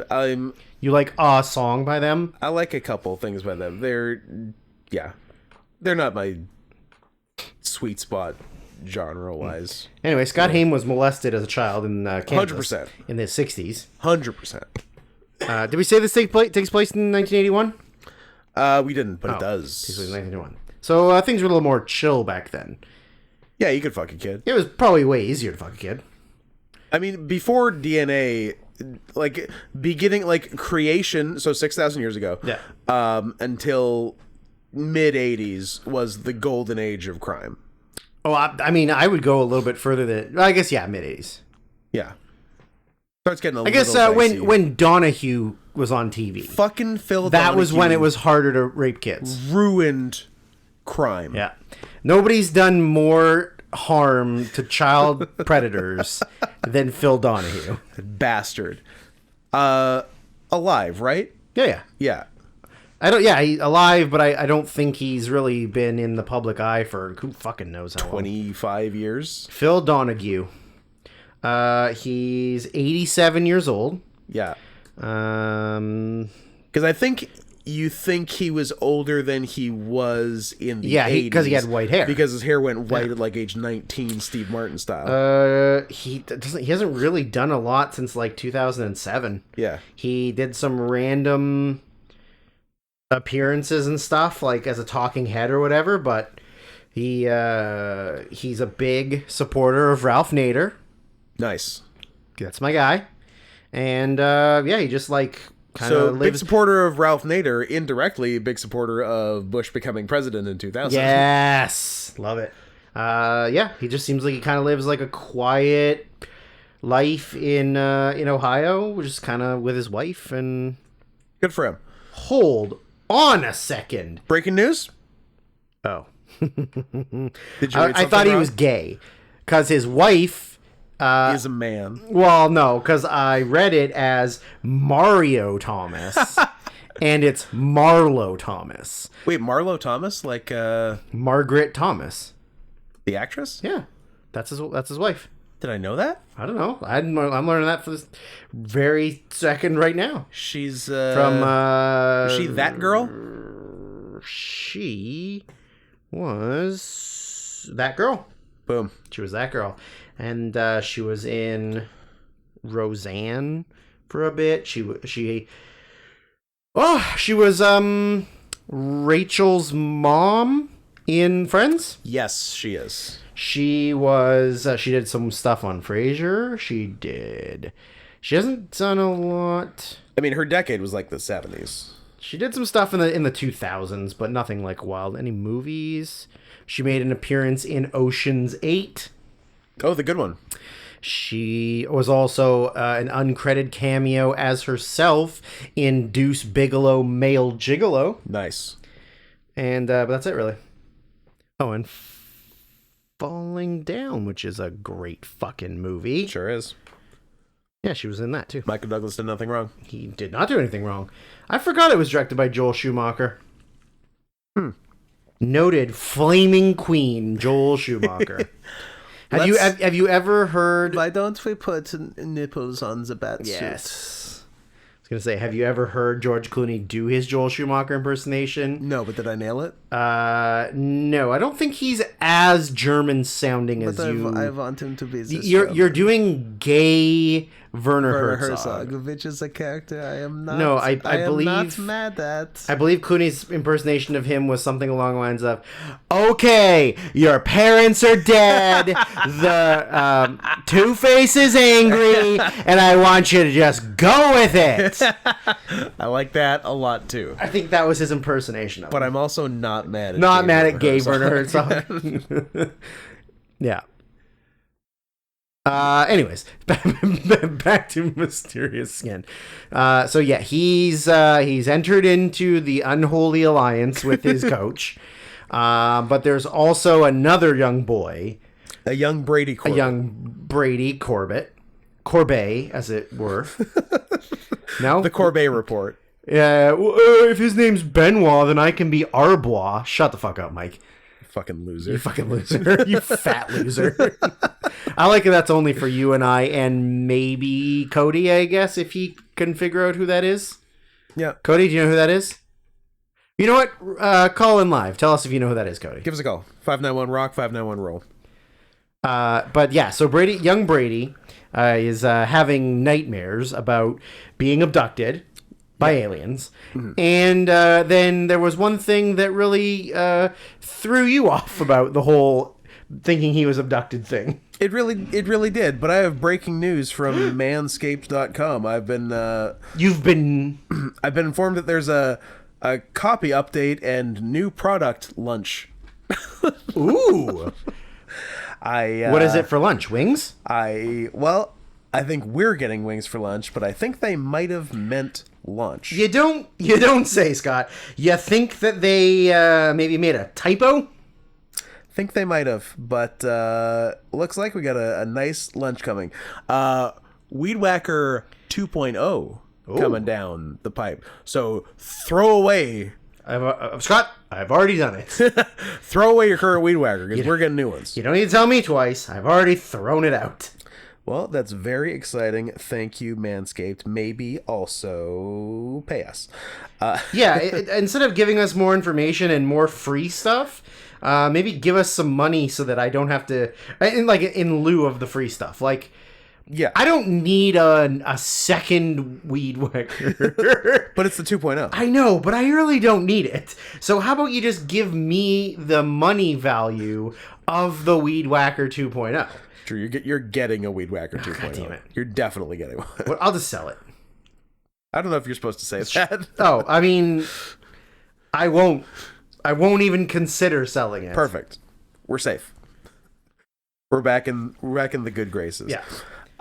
So what threw me is young Brady Corbett sees a low-flying UFO outside and then tells his mother and sister, and they also see it. And they all go outside to look at it, and they're looking at this big and UFO. acknowledging that it's there. I'm like, oh, well, I guess this movie has aliens in Yeah, it. you're like, oh, child sex and aliens? What, is this movie written by my brain? Sold. But yeah, not really the case. This was appeared to be intended more metaphorically and unreliable narrator retelling the story. But why basically. would the mom and sister see it? That's my problem. But I guess And also, why would you need them to see it? If it's not important to the movie, why doesn't he just see it? yeah, I don't know. But I guess it's him. I guess it's him telling the story, and he's like, yes, like I saw it, other people saw it, like must have been aliens. I get that. That's the deal. That's the implied deal as the movie goes on. But it was weird that just in the moment, everyone was seeing the fucking spaceship. Yeah, I guess. So we move forward in time some years. Uh-huh. What are we? 14, 15 now? Yeah, he's 15? 15. Yeah. Yeah. And JGL has really come into his own as the best underage male prostitute in Kansas. That's a high bar. I bet you in the 80s there was a lot. Oh yeah, no, he had competition. Yeah, I think he's doing well for himself. But he was the best. We shortly learned that this is our second Richard Reel movie of the podcast. Not this podcast, but of this request. Of the request, yeah. Spectacular. According to the Wikipedia, it claims that he views the coach's abuse as love. But you made him the aggressor. He's the pursuer. I think so. How is he misinterpreting the abuse as love? He is the pursuer, but also I think adults are not supposed to fuck children. So I think it technically still is abuse. But yes, it is still abuse. But it's. I know, it's an interesting dynamic. Anyways, but I know what you mean. You keep talking. I gotta pee. Oh, do you? 3 hours, Scott. You think I'm not gonna have to pee? I don't know. Be a professional. I gotta say, Drew's sleeveless The Rock hoodie, pretty fucking cool. Don't tell him I said this. He probably won't go back and listen, and I'm sure he can't hear me through the paper thin wall between this room and the bathroom. But it's very cool, and I'm a little bit jealous of it. But let's keep that between us. Let's keep that like many things between us on the down low. So JGL is a very successful gay child prostitute. And the other interesting thing is that every man in Kansas is a closeted homosexual who wants to fuck an underage prostitute. Apparently, every married guy, every guy off the street, everyone in the financial district. What's going on? Just everyone needs to fuck this kid. What a thing to walk back into having said out loud by a grown man in a room by himself. I was saying every man in this town, if not state, is a closeted homosexual who needs to Everyone in Hutchinson, Kansas is a gay pedophile. Yeah. But what's another interesting thing about JGL's style is that, much like when he was the aggressor with an adult, he's very much a top. Like, he gets his dick sucked, which, P.S., not gay. If Harold and Kumar go to Guantanamo Bay, it has taught me anything. Ain't nothing gay about getting your dick sucked. Exactly. And occasionally tops, but he is not a getting fucked guy, or even blowing other guys guy. Nope. So at the end of the day, is this dude even gay? That's an interesting thought. It's a thought experiment. And another fun thing about him is when he comes hard. Oh, like bursting blood vessels. I would have loved to be a fly on the wall for the direction of all his comes. Yeah. Harder. Cross your eyes. Sweat. Yeah. Like, I would once in my life like to bust this hard. Like, it was crazy. Gross. He was talking to his friend about raw dog, and basically the prevailing theory seemed to be like, it's okay, you can't get AIDS in Kansas. Valid argument. Math checks out. Seemed to be. Yeah, and I guess earlier I'd written, man, I hope this doesn't traumatize Brady Corbett and make him do a funny games later in life. Shared universe. Ooh, I like Mysterious skin, funny that. games. I love a mysterious skin. I love a mysterious skin, funny games, force majeure, shared universe. Oh, yeah. He mellows out by force majeure. He figures it out. He just likes skiing. He just likes skiing. Molested as a child, murders a family, just wants to ski. Just wants to go skiing. At a nice alpine resort. A nice alpine resort. Don't worry, there's lots of F's and R's in this. There sure is. In even just the first half hour. So where do we go from here? So JGL has a flamboyant gay. He's got like a girlfriend, like not a girlfriend, a childhood female friend. A childhood female friend, and then a very gay other friend, who I assume is less of a top than him. Yep, and his childhood female friend witnessed him do the worst thing anyone's ever done. Do we? Oh yeah, that's right. Gloss over. That's right. Before we go forward in time, I forgot my fireworks and oral rape note. So they're out on Halloween. It's Halloween. Halloween night. Yeah. And they stumble across now he's not bad boy Bubby. No, but he's in there. The kid's a bit of a thief. He's just slow. Yeah. He's just dim-witted. And the way you can tell he's dim-witted is because his costume, scaly. Scaly. Nobody likes scaly. Nope, all scalies are dim-witted. Show me a smart scaly, and I'll suck your dick on the Golden Gate Bridge before we both plummet to our doom. You're going to be a cast member on the IMDb page for the bridge? Very funny. I forgot about that. That's a great joke. It's a great fucking joke. So they push him down, put fireworks in his mouth, light him. They blow his face all up, and then did he feel bad after doing it? And that's why he did the next thing. He's like, You know what? I went too far. I'm No, sorry. because he starts like crying, Yeah. right? Oh, and then yeah. he goes, "Oh, I know how to calm him down. I know how to make you feel better. Yeah. Because this is how an adult man makes me feel better. I'm going to suck your dick without consent." And he does, and it's weird, and I don't like it. But if no, should I say that? Yeah, we've come this far. I think I would have been less mad at it if the kid had been in a better costume. I think that's what I had the largest problem with. It wasn't the act; it was the costuming. P.S. The IMDb page does have all those people listed. Do they have a lot of other credits, or are they mostly one and done? It would appear as if it's a one and done credit for 2006's The Bridge. Anyways, continue. Oh, I thought you were gonna like I read them all off. No.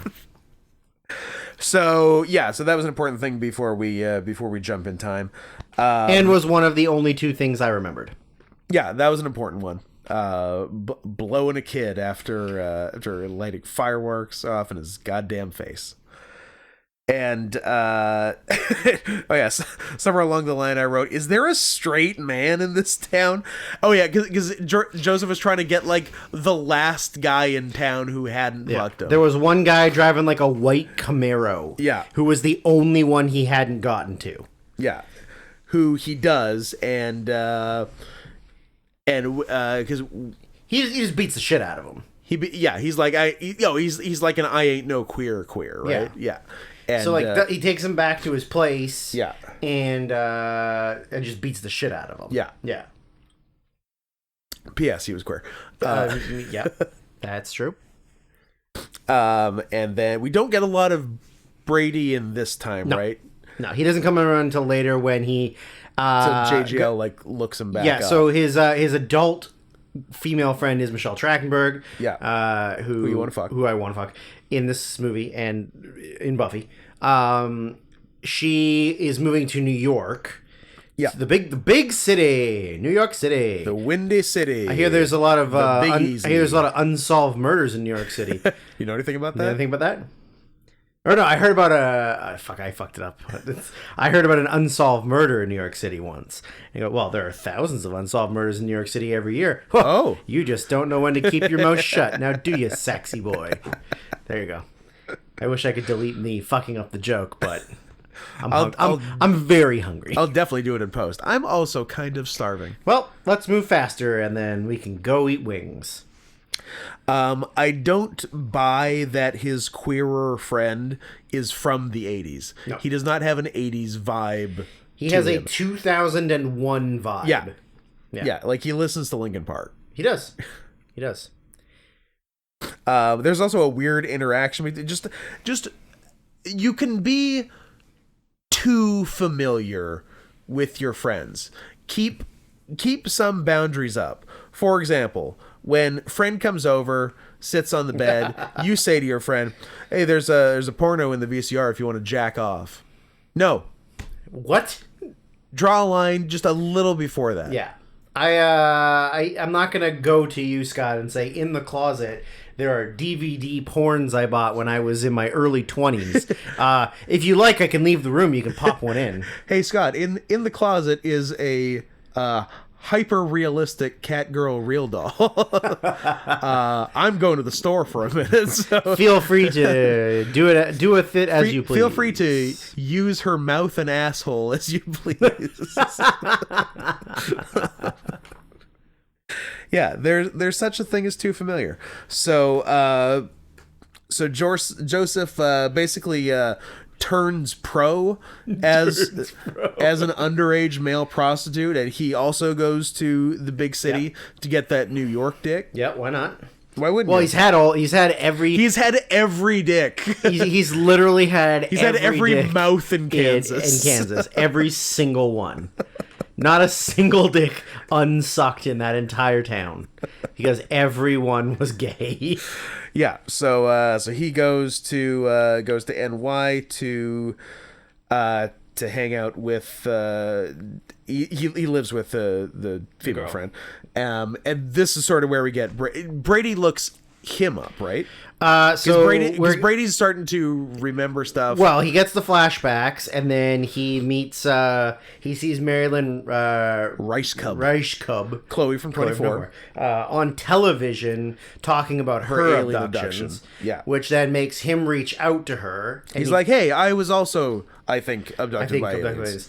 And she's like a farm girl who's got a lame leg, and she Yeah. lives with her pa, who may or may not be molesting her. It's really not determined. Yeah. I wouldn't rule it out.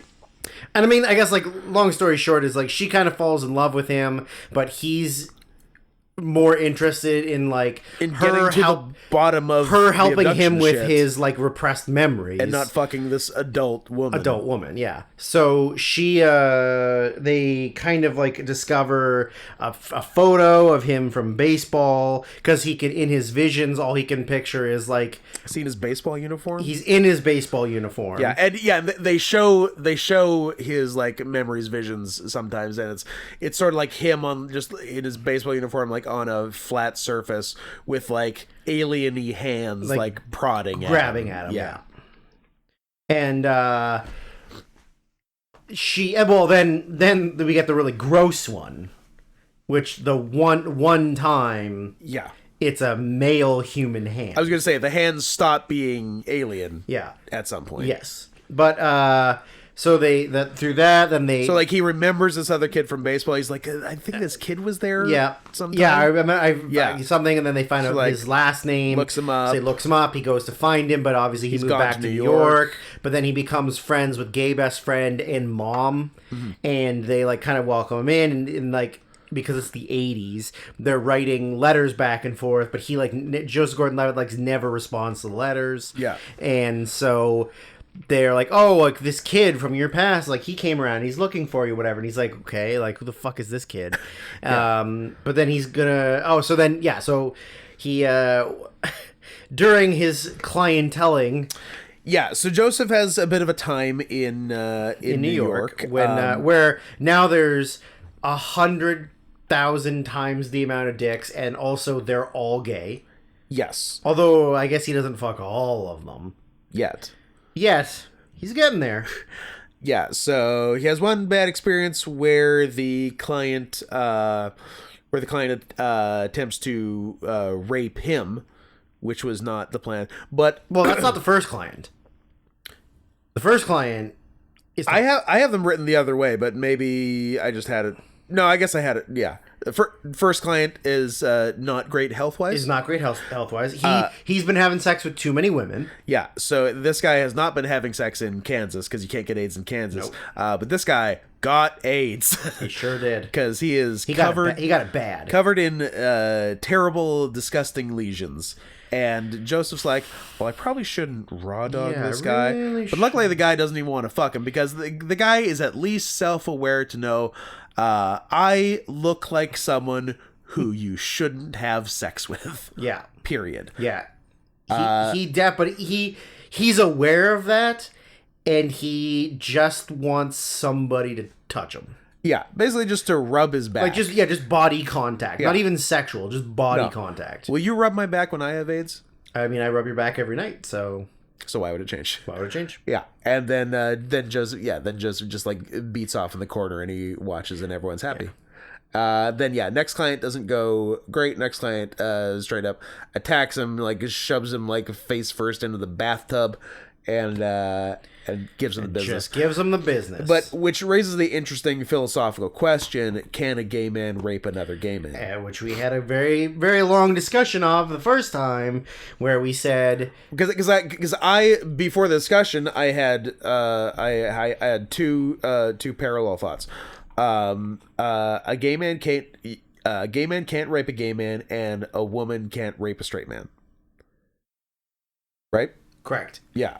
But you agreed with the second part. You agreed? I agreed that a woman cannot rape a straight man. Yeah. Yeah. But you had an addition to the gay man thing, which I think I agree with actually, which was what?